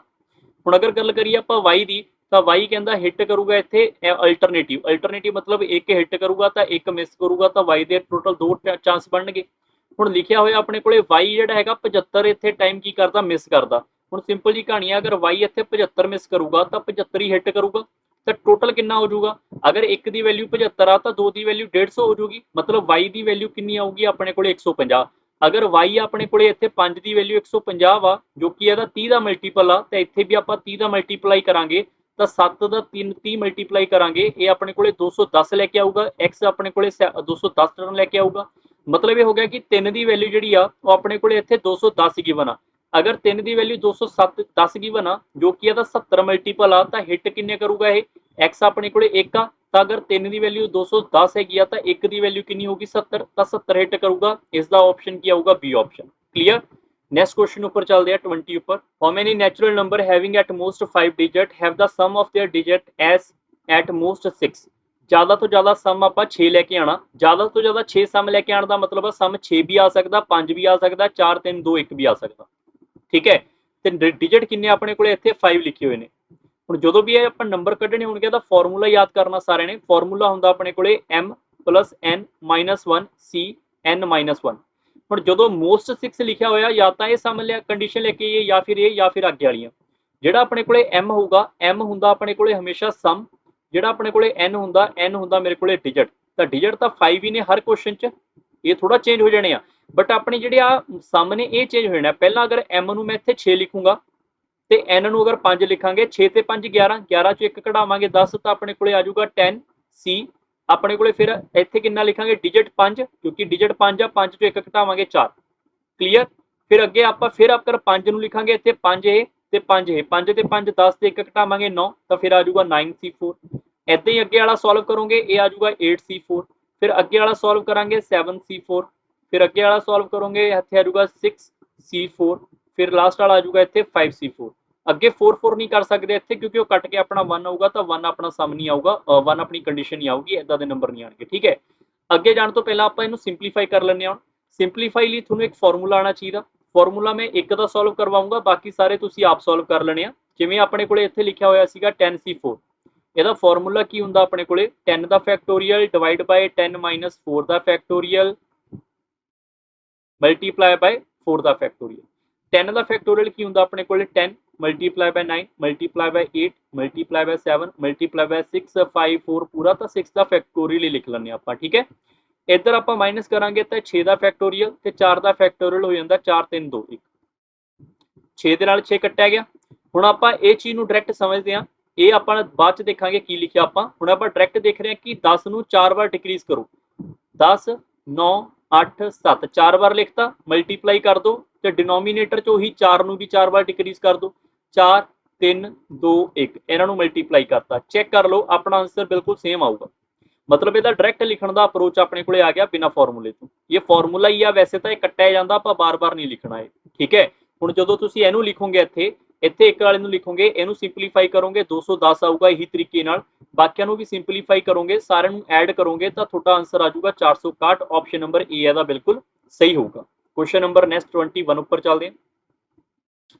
I sold 2 scooter at a same price, one of them at a 10% profit and occurred a total loss of a 12% in overall transaction. What is the approximate profit loss occurred on the other scooter? काफी वधिया question है, profit loss में इदां दे question करवाए हुए ने। सब तो पहला अगर मैं पहले स्कूटर की गल करा, ओदा कोई ना कोई सीपी होना, एसपी होना, फिर दूसरे स्कूटर का कोई ना कोई सीपी एसपी होना, फिर टोटल का भी आपां चैक करना, टोटल का भी आपां डाटा चैक करांगे। ਹੁਣ अगर पहले की गल करिए, पहले का सीपी आ, दूसरे का एसपी आ, तो पहले का सीपी आप अगर 100 मान लीए, पहले का सीपी अगर आप 100 मान लीए तो उन्होंने 10% प्रॉफिट से बेच रहा हो, तो वह एसपी 110 होगा, ताही तो 10% प्रॉफिट आऊगा। ਹੁਣ ਉਹਨੇ ਕੀ ਲਿਖਿਆ ਹੋਇਆ ਇੱਥੇ, ਉਹਨੇ ਦੇਖੋ ਸੋਲਡ ਲਿਖਿਆ, ਧਿਆਨ ਨਾਲ ਇਹਨੂੰ ਪੜ੍ਹ ਲਿਓ, ਇੱਥੇ ਸੋਲਡ ਲਿਖਿਆ ਹੋਇਆ, ਸੋਲਡ ਦਾ ਮਤਲਬ ਹੈਗਾ ਸੇਮ ਪ੍ਰਾਈਸ, मतलब एसपी सेम, अगर सीपी सेम होगा तो आप सीपी सेम करांगे, अगर एसपी सेम होगा तो आप एसपी सेम करांगे। पर गल समझ आ रही है सीधे सीधे शब्दां च? अगर ये समझ आ रहा तो एक डाटा चैक हो गया थोड़े को कि आप 100 ਤੇ 11 110 कितना लिखिया, ਤੁਸੀਂ ਇਹਨੂੰ ਰੇਸ਼ੋ ਵਾਈਜ਼ ਵੀ ਕਰਨਾ ਚਾਹੁੰਦੇ ਹੋ ਕਰ ਸਕਦੇ ਹੋ। ਹੁਣ अगर मैं दूसरे की गल करा, दूसरे स्कूटर का एसपी 110 ऑटोमैटिकली होना, क्योंकि एसपी अपना सेम आ। ओवरऑल की हो जाऊगा, ओवरऑल ਆਪਾਂ ਨੂੰ ਇੱਥੇ ਸੀਪੀ ਦਾ ਪਤਾ ਨਹੀਂ, बट ਜਿਹੜਾ एसपी हैगा ओवरऑल अगर मैं एसपी की गल करूंगा वो अपने को हो जाऊगा 220। ਹੁਣ ਆਪਣੇ ਕੋਲੇ ਇਹ ਵਾਲਾ ਜਿਹੜਾ ਇਹ ਵਾਲਾ ਸੀਪੀ ਹੈ ਇਹ ਵੀ ਨਹੀਂ ਪਤਾ। ਹੁਣ ਧਿਆਨ ਰੱਖਿਓ ਇੱਕ ਗੱਲ ਨੂੰ ਮੈਂ ਇੱਥੇ ਸਿੰਪਲ ਵਰਡ ਸੇ ਲਿਖਦਾ ਕਿ ਜਿਹੜਾ ਐਕਸ ਵੈਲਿਊ ਆਪਾਂ ਰੱਖੀ ਆ ਟੋਟਲ ਸੀਪੀ ਦੀ, ਉਹ ਲੌਸ ਤੋਂ ਬਾਅਦ ਆਂਦੀ ਆ ਕਿੰਨਾ 12%। ਭਾਈ ਜੇ ਅਗਰ 12% ਦਾ ਲੌਸ ਕਰਨਾ ਹੋਊਗਾ ਤਾਂ ਆਪਾਂ 12% ਦੇ ਲੌਸ ਨੂੰ ਕਿੱਦਾਂ ਲਿਖਦੇ ਆ, 100 ਚੋਂ 12 ਘਟਾ ਕੇ ਉੱਪਰ ਲਿਖ ਦਾਂਗੇ 88 ਆ ਜਾਊਗਾ ਉੱਪਰ, 100 ਚੋਂ ਆਪਾਂ 12 ਘਟਾ ਦਾਂਗੇ 88 ਆ ਜਾਊਗਾ, ਤੇ ਇਹਦਾ ਲੌਸ ਹੋਣ ਤੋਂ ਬਾਅਦ ਵੈਲਿਊ ਆਣੀ ਕਿੰਨੀ ਚਾਹੀਦੀ ਆ, ਵੈਲਿਊ ਆਣੀ ਚਾਹੀਦੀ ਆ 220 ਦੇ ਬਰਾबर, ਤੇ ਇਹਦੇ ਬਰਾबर ਲਿਖ ਦਿੰਦੇ ਆ 220। ਇਹ ਇਹਦੇ ਨਾਲ ਕੱਟਿਆ ਜਾਊਗਾ, ਇੱਥੇ ਪੂਰਾ ਦਾ ਪੂਰਾ ਡਾਟਾ ਇੱਥੇ ਆਪਣੇ ਕੋਲੇ ਆ ਜਾਊਗਾ, ਪੂਰਾ ਦਾ ਪੂਰਾ 10 ਆ ਜਾਊਗਾ, ਇੱਥੇ ਕੱਟਿਆ ਜਾਊਗਾ 4, ਫਿਰ 4 ਇਹਦੇ ਨਾਲ ਫਿਰ ਕੱਟ ਦਿੰਦੇ ਆ 5 ਆ ਜਾਊਗਾ, ਤੇ ਇਹਦੇ ਨਾਲ ਕੱਟ ਦਿੰਦੇ ਆ ਇੱਥੇ ਆ ਜਾਊਗਾ 50, ਮਲਟੀਪਲਾਈ ਕਰਾਂਗੇ ਤਾਂ x ਦੀ ਵੈਲਿਊ ਆ ਰਹੀ ਹੈ 250, ਤਾਂ x ਆਪਣੇ ਕੋਲੇ ਕਿੰਨਾ ਰਿਹਾ ਹੋਊਗਾ ਇੱਥੇ 250 ਰਿਹਾ ਹੋਊਗਾ, ਤਾਂ ਹੀ ਆਪਣਾ ਇਹ ਵਾਲੀ ਵੈਲਿਊ ਜਿਹੜੀ ਆ 12% ਲੌਸ ਤੇ ਆਊਗੀ। ਹੁਣ ਇੱਥੇ 250 ਰੱਖਣ ਦਾ ਇੱਕ ਹੀ ਮਤਲਬ ਆ ਕਿ ਸੀਪੀ ਅਗਰ 100 ਹੋਊਗਾ ਤਾਂ ਇਹ ਵਾਲਾ ਵੈਲਿਊ 150 ਰੱਖਾਂਗੇ ਤਾਂ ਹੀ 250 ਆਊਗਾ ਆਪਣੇ ਕੋਲੇ। ਹੁਣ ਅਗਰ ਇਹ 250 ਹੈਗਾ ਤਾਂ 150 ਵਾਲੀ ਵੈਲਿਊ ਜਿਹੜੀ ਆ ਆਪਾਂ 110 ਚ ਵੇਚ ਰਹੇ ਹਾਂ, 150 ਵਾਲੀ ਵੈਲਿਊ ਅਗਰ ਆਪਾਂ 110 ਚ ਵੇਚ ਰਹੇ ਹਾਂ ਤਾਂ 40 ਨੰਬਰ ਦਾ ਇੱਥੇ ਲਾਸ ਹੋ ਰਿਹਾ ਕਿਹਦੇ ਤੇ, ਸੀਪੀ ਤੇ ਸੀਪੀ 150 ਮਲਟੀਪਲਾਈ ਬਾय 100 ਕਰਾਂਗੇ, ਆਪਣਾ ਆਨਸਰ ਆਊਗਾ 0 ਨਾਲ 0 ਕੱਟੀ ਜਾਣੀ ਹੈ ਇੱਥੇ ਪੂਰੀ, ਤੇ ਆਪਣੇ ਕੋਲੇ 5 ਦੇ ਟੇਬਲ ਤੇ ਕੱਟਿਆ ਜਾਊਗਾ 20 ਤੇ 3, ਇਹ ਹੋ ਜਾਊਗਾ 80/3, 80/3 ਦਾ ਮਤਲਬ ਆ 26 ਪੁਆਇੰਟ ਸਮਥਿੰਗ ਆਨਸਰ ਆਊਗਾ ਇਹਦਾ, 26 point something answer option number B ਇਹਦਾ ਬਿਲਕੁਲ ਸਹੀ ਹੋਣਾ। ਕਲੀਅਰ। क्वेश्चन नंबर 22 के उपर चलते हैं। 22 नंबर क्वेश्चन काफी वधिया क्वेश्चन है, एक पेपर च आया हुआ, वीडियो पॉज करके एक बार सारा क्वेश्चन रीड कर लो, फिर आप इसका सोल्यूशन पढ़ते हैं प्रॉपरली। सब तो पहला उन्हें आपको लिखा हुआ टोटल जी टीम आ 3 सैक्शन 3 परसन की बनानी आ, ते not from the same section आ। अगर मैं इतने अल्फा की गल करा, अल्फा में 8 परसन आ, बीटा च 10 परसन आ, ठीक है, गामा च अपने को 12 परसन आ। वैसे अगर मैं गल करदा कि मान लो आप अल्फा वाले की टीम बना लीए, मैं एक एग्जाम्पल देना थोनों कि मान लो आप अल्फा वाले की टीम बना लीए, किन्ने परसन आप अल्फा वाले चकने आ, तो अल्फा वाले के किन्ने मैंबर ने टोटल 8, 8 चों आप कोई भी बंदा चक सकते हैं इतों। फिर बंदे अगर आप एक परसन इतों पिक कर लिया तो बंदे बच किन्ने गए होंगे, उत्थे स्टूडेंट बच किन्ने गए 7, फिर 7 चों कोई ना कोई पिक कर लांगे, फिर उस चों अगर एक पिक कर लिया फिर एक फिर निकल गया, दो बार निकल गए, बच किन्ने गए 6, तो उस चों आप एक पिक कर लांगे, तो इन्हों करांगे मल्टीप्लाई, तो तिने परसन जिहड़े हैगे सेम सैक्शन च होने करके आप इनू डिवाइड बाय 3 फैक्टोरियल भी करांगे। समझ आई गल। फिर अगर मैं गल करा बीटा की, बीटा नूं मैं मान लैना कि आप सेम नहीं करने सी, बट आप सेम कढ ले बाहर, सेम अगर कढ ले बाहर इत्थों तो अपने कोले बीटा हैगा इत्थे, फिर 10 का फैक्टोरियल, तो इत्थे भी कितना आ जाऊगा 10 9 8 आ जाऊगा, डिवाइड बाय इहदा भी 3 फैक्टोरियल हो जाऊगा, लास्ट वाला जिहड़ा 12 वाला हैगा उहदा भी 12 11 10 हो जाऊगा, उस भी आप डिवाइड बाय 3 फैक्टोरियल कर लैंदे आ। तो ये मैं वो कंडीशन लिखी है कि मान लो आप अल्फा बीटा गामा दी 3 बंदे कड्ढे, बट क्वेश्चन की कहता, क्वेश्चन कहता सेम नहीं होने चाहिए, सेम नहीं होने चाहिए, मतलब इन्हों का जो भी सम आऊगा सेम कंडीशन चो बाहर होना चाहिए। सेम कंडीशन चो बाहर होने का मतलब है जी टोटल वैल्यू है उसों बाहर कढ़ना आप, तो टोटल वैल्यू है कि अपने को 8, 8 ते 10 किन्ने हो गए 18, 18 ते 12 किन्ने हो गए 30, 30 परसन है, 30 परसन है, तो 30 के विचों आप एक परसन सिलैक्ट कर लिया तो बच गए 29, फिर एक कर लिया बच गए 28, तो 3 परसन सिलैक्ट किया तो 3 का फैक्टोरियल, टोटल वैल्यू चों आप इन्हों बाहर कढ़ दीए तो जो सेम सेम कंडीशन वाले सी इन्हों अगर मैं बाहर कढ़ दूंगा तो मेरा आंसर उही आऊगा जो बचा खुचा आऊगा, ਜਿਹੜੇ सेम सैक्शन चो नहीं होणगे। गल समझ आ रही है। तो यदा मतलब ये होया कि आप सेम वाले बाहर कढ़ते टोटल वैल्यू चों तो अपना आंसर आ जाऊगा कि ये इकट्ठे सेम नहीं होणगे, अलग अलग ही आउणगे। हुण इहनूं सिंपलीफाई तुसीं कर लेना है, तो ऑप्शन नंबर ए आऊगा, ए इहदा सही उत्तर आ। क्लीयर। क्वेश्चन नंबर 23 के उपर चलते हैं। 23rd ਦੇ ਜਿਹੜੇ ਲਾਸਟ ਆਪਣੇ ਕੋਲੇ 3 क्वेश्चन ਆ 90 ਤੋਂ 93 ਵਾਲੇ, ਤਾਂ ਇਹ ਤਿੰਨੇ ਚਾਰਾ ਕੁਐਸਚਨਾਂ ਦੇ ਉੱਪਰ ਆਪਾਂ ਨੂੰ ਇੱਕ ਵੈਨ ਡਾਇਗਰਾਮ ਦੇ ਉੱਪਰ ਕੁਐਸਚਨ ਪੁੱਛਿਆ ਹੋਇਆ। ਇਹ ਕੁਐਸਚਨ ਮੈਂ ਸੀਏਪੀਐਫ ਵਿੱਚ ਤੁਹਾਨੂੰ ਬਹੁਤ ਵਾਰ ਕਰਵਾਏ ਹੋਏ ਨੇ ਪ੍ਰੀਵੀਅਸ ਈਅਰ, ਸੀਆਈਐਸਐਫ ਦੇ ਪੇਪਰ 'ਚ ਵੀ ਮੈਂ ਕਰਵਾਏ ਹੋਏ ਨੇ, ਤੇ ਸੀਸੈਟ 'ਚ ਵੀ ਮੈਂ ਇਹ ਕੁਐਸਚਨ ਕਰਵਾਏ ਹੋਏ ਨੇ। ਇਹਨਾਂ 'ਚ ਸਿਰਫ ਇੱਕ ਹੀ ਚੱਕਰ ਹੁੰਦਾ ਕਿ ਆਪਾਂ ਨੂੰ ਜਿਹੜਾ ਸਭ ਤੋਂ ਕਾਮਨ ਆ ਉਹ ਸਭ ਤੋਂ ਪਹਿਲਾਂ ਫਿਲ ਕਰਨਾ, ਬਾਕੀ ਆਪਾਂ ਜਿਵੇਂ ਜਿਵੇਂ ਡਾਟਾ ਹੋਊਗਾ ਉਹ ਫਿਲ ਕਰਨਾ, ਠੀਕ ਹੈ। ਇੱਕ ਧਿਆਨ ਰੱਖਣਾ ਹੁੰਦਾ ਆਪਾਂ ਓਨਲੀ ਡਾਟਾ ਦਾ, ਦੋ ਹੀ ਚੀਜ਼ਾਂ ਧਿਆਨ ਰੱਖਣੀਆਂ, ਤੀਸਰਾ ਇਹ 'ਚ ਕੋਈ ਇੰਨਾ ਪੰਗੇ ਵਾਲਾ ਕੰਮ ਹੀ ਨਹੀਂ ਹੁੰਦਾ, ਬਹੁਤ ਈਜ਼ੀ ਹੁੰਦਾ। बट अगर ध्यान रखियो जो मैं कह रहा, अगर अपने कोले कॉमन नंबर ना दिता होवे फिर, अगर अपने कोले तिन्नां दा इत्थे कॉमन नंबर होवे ना, आपां ओह किद्दां कड्ढना? ਉਹ ਬਹੁਤ ਬੱਚੇ ਗਲਤੀਆਂ ਕਰਦੇ ਆ। ਤਾਂ ਉਹਦੇ ਲਈ ਤੁਸੀਂ ਇੱਕ ਵਾਰ CAPF ਦੇ PYQ ਦੇਖੋ, ਉੱਥੇ ਮੈਂ ਕਰਵਾਏ ਹੋਏ ਨੇ, ਉਹਦਾ ਇੱਕ ਫਾਰਮੂਲਾ ਜਿਹੜਾ ਯਾਦ ਕਰ ਲਓ। ਵੈਸੇ ਬਿਨਾ ਫਾਰਮੂਲਾ ਵੀ ਹੋ ਜਾਊਗਾ, ਬਟ ਫਾਰਮੂਲਾ ਈਜ਼ੀ ਆ ਉਹ, ਠੀਕ ਹੈ। ਬਾਕੀ ਇਹਨੂੰ ਆਪਾਂ ਸਟਾਰਟ ਕਰਦੇ ਹਾਂ ਕੁਐਸਚਨ ਨੂੰ। ਇਹਦੇ ਵਿੱਚ ਇੱਕ ਵਾਰ ਵੀਡੀਓ ਪਾਜ਼ ਕਰਕੇ ਤੁਸੀਂ ਰੋਕ ਕੇ ਇਹਨੂੰ ਇੱਕ ਵਾਰ ਚੈੱਕ ਕਰ ਲਓ ਕੁਐਸਚਨ ਸਾਰੇ ਦਾ ਸਾਰਾ। ਇਹਦੇ ਉੱਤੇ ਆਪਣੇ ਕੋਲੇ ਟੋਟਲ ਤਿੰਨ ਇੱਥੇ ਡਾਟਾ ਨੇ, ਤਿੰਨ ਆਪਣੇ ਕੋਲੇ ਸਰਕਲ ਆ। ਕਲੀਅਰ? ਕਿਹੜੇ ਕਿਹੜੇ ਨੇ? ਜਿਓਗ੍ਰਾਫੀ, ਹਿਸਟਰੀ ਦੇ ਔਰ ਬਾਇਓ ਦੇ। ਮੈਂ ਇੱਥੇ ਲਿਖ ਲੈਣਾ, ਇੱਕ ਆਪਣੇ ਕੋਲੇ ਹਿਸਟਰੀ ਦਾ, ਇੱਕ ਆਪਣੇ ਕੋਲੇ ਬਾਇਓ ਦਾ, ਇੱਕ ਹੈਗਾ ਜਿਓਗ੍ਰਾਫੀ ਦਾ। ਸਭ ਤੋਂ ਪਹਿਲਾਂ ਇਹ ਪਰਸੈਂਟੇਜ ਲਿਖਿਆ, only 9% student pass all of the 3। Only 9 ਦਾ ਮਤਲਬ ਤਿੰਨਾਂ ਦਾ ਇੱਥੇ ਕੰਬਾਈਨ ਆ। ਤਾਂ ਸਭ ਤੋਂ ਪਹਿਲਾਂ ਆਪਾਂ 9 ਡਾਟਾ ਨੂੰ ਫਿਲ ਕਰਾਂਗੇ, ਮਿਡਲ ਵਾਲੇ ਡਾਟਾ ਨੂੰ, ਠੀਕ ਹੈ। 9 ਆਪਾਂ ਇੱਥੇ ਫਿਲ ਕਰਾਂਗੇ। ਫਿਰ ਉਹਨੇ ਲਿਖਿਆ ਹੋਇਆ, ਆਪਾਂ ਜਿਹੜਾ ਜਿਹੜਾ ਡਾਟਾ ਉੱਦਾਂ ਚੱਲ ਪੰਨੇ ਆ। ਫਿਰ ਉਹਨੇ ਅੱਗੇ ਲਿਖਿਆ 17% ਪਾਸ ਜਿਓਗ੍ਰਾਫੀ ਐਂਡ ਹਿਸਟਰੀ। ਜਿਓਗ੍ਰਾਫੀ ਤੇ ਹਿਸਟਰੀ ਦੇ 17% ਪਾਸ ਨੇ। ਇੱਥੇ 17% ਓਨਲੀ ਨਹੀਂ ਲਿਖਿਆ ਹੋਇਆ, ਅਗਰ ਓਨਲੀ ਹੁੰਦਾ ਆਪਾਂ ਅਲੱਗ ਲਿਖਦੇ, ਹੁਣ ਨਹੀਂ ਲਿਖਿਆ ਤਾਂ 17% ਇੱਥੇ ਪੂਰਾ ਆਊਗਾ। 17% ਪੂਰਾ ਆਊਗਾ। 9 ਇੱਥੇ ਲਿਖਿਆ ਤਾਂ ਆਪਾਂ ਇਹਨੂੰ 8 ਲਿਖ ਲਾਂਗੇ, 8 ਤੇ 9 17 ਹੋ ਜਾਊਗਾ। ਫਿਰ ਅੱਗੇ ਆਪਣੇ ਕੋਲੇ ਡਾਟਾ ਆਪਣੇ ਕੋਲੇ ਫਿਲ ਹੋ ਗਿਆ। ਫਿਰ ਅੱਗੇ ਲਿਖਿਆ ਹੋਇਆ 16% ਹੈਗਾ ਜਿਓਗ੍ਰਾਫੀ ਤੇ ਬਾਇਓ। ਜਿਓਗ੍ਰਾਫੀ ਆ ਰਿਹਾ, ਬਾਇਓ ਏਰੀਆ, ਤੇ ਇਹਦੇ ਚ ਹੈਗਾ 16%। 9 ਤਾਂ ਫਿਲ ਕੀਤਾ ਹੋਇਆ, ਤਾਂ 7 ਹੋਰ ਕਰ ਲਾਂਗੇ ਇੱਧਰ। ਫਿਰ 15% ਲਿਖਿਆ ਹਿਸਟਰੀ ਤੇ ਬਾਇਓ। ਹਿਸਟਰੀ ਤੇ ਬਾਇਓ ਦੇ ਵਿੱਚ 15, 9 ਲਿਖਿਆ ਹੋਇਆ ਤਾਂ 6 ਆਪਾਂ ਇੱਧਰ ਕਰ ਲਾਂਗੇ।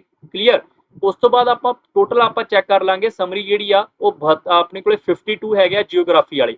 ਜਿਓਗ੍ਰਾਫੀ ਵਾਲੇ ਟੋਟਲ ਆਪਣੇ ਕੋਲੇ ਕਿੰਨੇ ਆ? 52% ਹੈ। ਇੱਥੇ ਓਨਲੀ ਨਹੀਂ ਲਿਖਿਆ ਹੋਇਆ, ਇਹ ਗੱਲ ਦਾ ਧਿਆਨ ਰੱਖਿਓ, ਠੀਕ ਹੈ। ਓਨਲੀ ਲਿਖਿਆ ਹੁੰਦਾ ਤਾਂ ਸਿਰਫ ਇੱਥੇ ਹੀ ਆਪਾਂ ਲਿਖਣਾ ਸੀ। ਹੁਣ ਆਪਾਂ ਚੈੱਕ ਕਰਦੇ ਹਾਂ ਜਿਓਗ੍ਰਾਫੀ 'ਚ ਹੈ ਕਿੰਨੇ।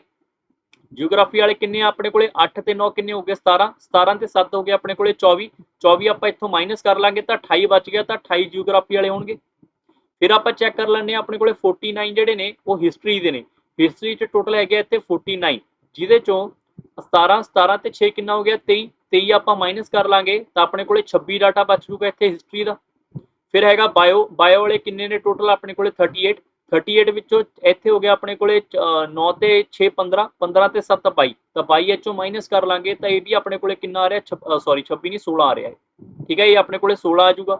ਡਾਟਾ ਫਿਲ ਹੋ ਗਿਆ। ਇਹ ਡਾਟਾ ਉੱਤੇ ਆਪਣੇ ਕੁਐਸਚਨ ਆ ਜਾਣਗੇ। ਪਹਿਲਾ ਕੁਐਸਚਨ ਲਿਖਿਆ, how many student passed in geography only.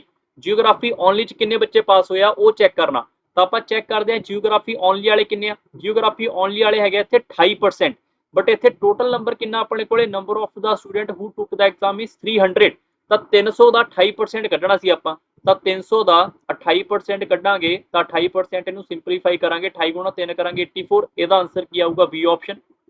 Second ਹੈਗਾ, find the ratio of the student geography only to the passing biology only.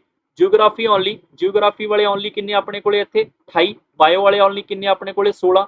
ਤੇ 28 ਤੇ 16 ਦੀ ਰੇਸ਼ੋ ਬਣਾ ਲੈਣੇ ਆਪਾਂ। 28 ਤੇ 16 ਦੀ ਰੇਸ਼ੋ ਬਣਾ ਲਾਂਗੇ। ਆਪਣੇ ਕੋਲੇ 4 ਦੇ ਟੇਬਲ ਤੇ ਕੱਟਿਆ ਜਾਊਗਾ, 7 ਤੇ 4 ਆਨਸਰ ਆ ਜਾਊਗਾ। ਤਾਂ ਆਪਸ਼ਨ ਚੈੱਕ ਕਰ ਲਓ ਇਹਦਾ, 7 ਤੇ 4 ਵਾਲਾ ਕਿਹੜਾ? 7 ਤੇ 4 ਵਾਲਾ ਡੀ ਆਪਸ਼ਨ ਹੈ, ਡੀ ਇਹਦਾ ਆਨਸਰ ਹੋਊਗਾ। ਨੈਕਸਟ ਕੁਐਸਚਨ ਆਪਣੇ ਕੋਲੇ ਲਿਖਿਆ, ਇਹ student is declared pass in the exam only if he she clear at least 2 subject. ਘੱਟੋ ਘੱਟ 2 ਸਬਜੈਕਟ ਪਾਸ ਹੋਣੇ ਜ਼ਰੂਰੀ ਆ। ਦੇਖੋ ਘੱਟੋ ਘੱਟ 2 ਸਟੂਡੈਂਟ ਪਾਸ ਹੋਣੇ ਜ਼ਰੂਰੀ ਹੈ, ਇਹਦਾ ਮਤਲਬ ਇਹ ਨਹੀਂ ਹੈ ਕਿ ਜ਼ਿਆਦਾ ਤੋਂ ਜ਼ਿਆਦਾ 3 ਵਾਲਾ ਨਹੀਂ ਕਰਾਂਗੇ। 3 ਵਾਲਾ ਵੀ ਤਾਂ ਪਾਸ ਹੀ ਹੋਊਗਾ। ਫਿਰ ਅਗਰ 2 ਵਾਲਾ ਪਾਸ ਆ, 3 ਵਾਲਾ ਵੀ ਪਾਸ ਹੋਊਗਾ। ਤਾਂ ਆਪਾਂ ਨੂੰ ਇਹ ਪੁੱਛਿਆ ਹੋਇਆ ਕਿੰਨੇ ਇਹਦੇ ਚੋਂ ਇੱਥੇ ਪਾਸ ਹੋਏ ਨੇ, ਇਹ ਪੁੱਛਿਆ ਹੋਇਆ। ਤਾਂ ਮਤਲਬ ਇਹ ਹੋ ਗਿਆ ਕਿ ਆਪਾਂ ਇਹ ਚੈੱਕ ਕਰਨਾ ਕਿ ਇੱਥੇ ਡਬਲ ਜਾਂ ਟ੍ਰਿਪਲ ਵਾਲੇ ਕਿਹੜੇ ਆ। ਸਿੰਗਲ ਨੂੰ ਛੱਡ ਦਿਓ, ਡਬਲ ਵਾਲਾ ਕਿਹੜਾ? 7।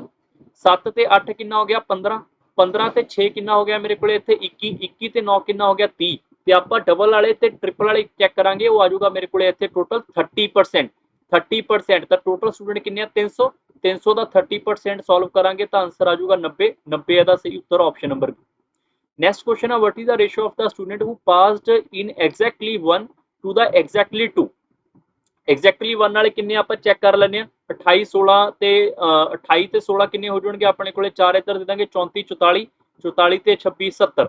ਤੇ ਆਹ ਦੇਖੋ ਆਪਾਂ ਚੈੱਕ ਕਰ ਰਹੇ ਹਾਂ, ਸਿੰਗਲ ਓਨਲੀ ਵਾਲੇ ਹੈਗੇ ਆਪਣੇ ਕੋਲੇ 28, ਫਿਰ 16, ਫਿਰ 26। ਇਹਨਾਂ ਨੂੰ ਐਡ ਕੀਤਾ ਆਪਾਂ, ਕਿੰਨਾ ਆ ਗਿਆ ਆਪਣੇ ਕੋਲੇ ਇੱਥੇ? 70%। Ratio to the 2 subject only. 2 subject ਵਾਲੇ ਚੈੱਕ ਕਰ ਲਓ। 2 ਸਬਜੈਕਟ ਵਾਲੇ ਇੱਕ ਤਾਂ ਇਹ ਰਿਹਾ 6, ਇੱਕ ਇਹ ਰਿਹਾ 7। 6 ਤੇ 7 ਹੋ ਗਿਆ 13। 13 ਤੇ 8 ਕਿੰਨਾ ਹੋ ਗਿਆ ਮੇਰੇ ਕੋਲੇ ਇੱਥੇ? 21। ਤਾਂ ਇਹਦਾ ਆਪਾਂ ਲਿਖ ਦਾਂਗੇ ਇੱਥੇ 21%। ਪਰਸੈਂਟ ਨਾਲ ਪਰਸੈਂਟ ਕੱਟੀ ਜਾਊਗੀ, ਇਹਨੂੰ ਆਪਾਂ 7 ਦੇ ਟੇਬਲ ਕੱਟਾਂਗੇ ਤਾਂ ਆਨਸਰ ਆ ਜਾਊਗਾ 10:3। ਆਪਸ਼ਨ ਨੰਬਰ ਸੀ ਇਹਦਾ ਬਿਲਕੁਲ ਸਹੀ ਹੋਊਗਾ। ਕਲੀਅਰ? ਆਈ ਹੋਪ ਤੁਹਾਨੂੰ ਅੱਜ ਦਾ ਸੈਸ਼ਨ ਸਮਝ ਆਇਆ ਹੋਊਗਾ। ਕਾਫੀ ਚੀਜ਼ਾਂ ਆਪਾਂ ਸਿੱਖੀਆਂ, ਇਹਦੇ ਚ ਕਾਫੀ ਚੀਜ਼ਾਂ ਤੁਹਾਨੂੰ ਸਮਝ ਆਈਆਂ ਹੋਣੀਆਂ ਕਲੀਅਰਲੀ, ਪ੍ਰੋਪਰਲੀ। ਆਉਣ ਵਾਲੇ ਟਾਈਮ 'ਚ ਤੁਹਾਨੂੰ ਇਸ ਪੇਪਰ ਦੇ ਰੀਜ਼ਨਿੰਗ ਦੇ ਕੁਐਸਚਨ ਵੀ ਮਿਲਣਗੇ। ਬਾਕੀ ਤੁਸੀਂ ਫਿਰਦੌਸੀ ਬੈਚ ਇੱਕ ਵਾਰੀ ਇਹ ਸਾਰੀ ਦੀ ਸਾਰੀ ਪਲੇਲਿਸਟਾਂ ਚੈੱਕ ਕਰ ਲਓ, ਜਿੱਥੇ ਤੁਹਾਨੂੰ ਇੱਥੇ ਪਟਵਾਰੀ ਦੇ ਪ੍ਰੀਵੀਅਸ ਈਅਰ ਮਿਲ ਜਾਣਗੇ, ਨਾਇਬ ਤਹਿਸੀਲਦਾਰ ਦੇ ਬਾਕੀ ਪ੍ਰੀਵੀਅਸ ਈਅਰ ਕੁਐਸਚਨ ਮਿਲ ਜਾਣਗੇ। ਉਹਦਾ ਵੀ ਤੁਹਾਨੂੰ ਇੱਥੇ ਪਲੇਲਿਸਟ 'ਚ ਤੁਹਾਨੂੰ ਖੁਦ ਲੱਭਣੇ ਪੈਣੇ ਆ ਵੀ ਕਿਹੜੀ ਪਲੇਲਿਸਟ ਤੁਸੀਂ ਪੜ੍ਹ ਸਕਦੇ ਹੋ। ਜਿਵੇਂ ਡੀਆਈ ਆ, ਡੀਆਈ ਸਿੰਪਲ ਬੇਸਡ ਡੀਆਈ ਤੁਹਾਨੂੰ ਇੱਥੇ ਅਵੇਲੇਬਲ ਆ। ਬਾਕੀ ਹਾਈ ਲੈਵਲ ਦੀ ਡੀਆਈ ਦੀ ਪਲੇਲਿਸਟ ਮੈਂ ਬਣਾਉਂਗਾ ਬੜੀ ਜਲਦੀ, ਠੀਕ ਹੈ। ਬਾਕੀ ਇੱਥੇ ਹਾਈਟ ਐਂਡ ਡਿਸਟੈਂਸ ਅਗਰ ਐਸਐਸਸੀ ਸੀਡੀਐਸਈ ਤਿਆਰੀ ਕਰਨੀ ਆ ਉਹ ਪੜ੍ਹ ਸਕਦੇ ਹੋ। ਰੀਜ਼ਨਿੰਗ ਪ੍ਰੋਪਰ ਬੇਸਿਕ ਤੋਂ ਹਾਈ ਲੈਵਲ ਤੱਕ ਪੜ੍ਹਨਾ ਉਹਦਾ ਵੀ ਕੋਰਸ ਤੁਹਾਨੂੰ ਮਿਲ ਜਾਣਾ। ਪੰਜਾਬ ਦੇ ਮੈਥ ਦੇ ਐਕਸਾਈਜ਼ ਇੰਸਪੈਕਟਰ ਦੇ ਕੁਐਸਚਨ ਪਏ ਆ, ਠੀਕ ਹੈ। ਸਬ ਇੰਸਪੈਕਟਰ ਦੇ ਵੀ ਹੌਲੀ ਹੌਲੀ ਲਾਂਚ ਕਰਾਂਗੇ ਪ੍ਰੋਪਰਲੀ। ਤਾਂ ਹੋਰ ਵੀ ਕਾਫੀ ਚੀਜ਼ਾਂ ਤੁਹਾਨੂੰ ਇੱਥੇ ਇਸ YouTube ਚੈਨਲ ਤੇ ਮਿਲ ਜਾਣਗੀਆਂ। ਇਹ ਟੈਲੀਗ੍ਰਾਮ ਚੈਨਲ ਇਹਨੂੰ ਵੀ ਜੁਆਇਨ ਕਰ ਲਓ ਤੇ ਵੀਡੀਓ ਨੂੰ ਲਾਈਕ ਕਰ ਦਿਓ, ਸ਼ੇਅਰ ਕਰ ਦਿਓ। ਜਲਦੀ ਮਿਲਾਂਗੇ ਨੈਕਸਟ ਸੈਸ਼ਨ ਦੇ ਨਾਲ ਰੀਜ਼ਨਿੰਗ ਦੇ ਕੁਐਸਚਨ ਉੱਪਰ। So bye bye, take care and thank you everyone.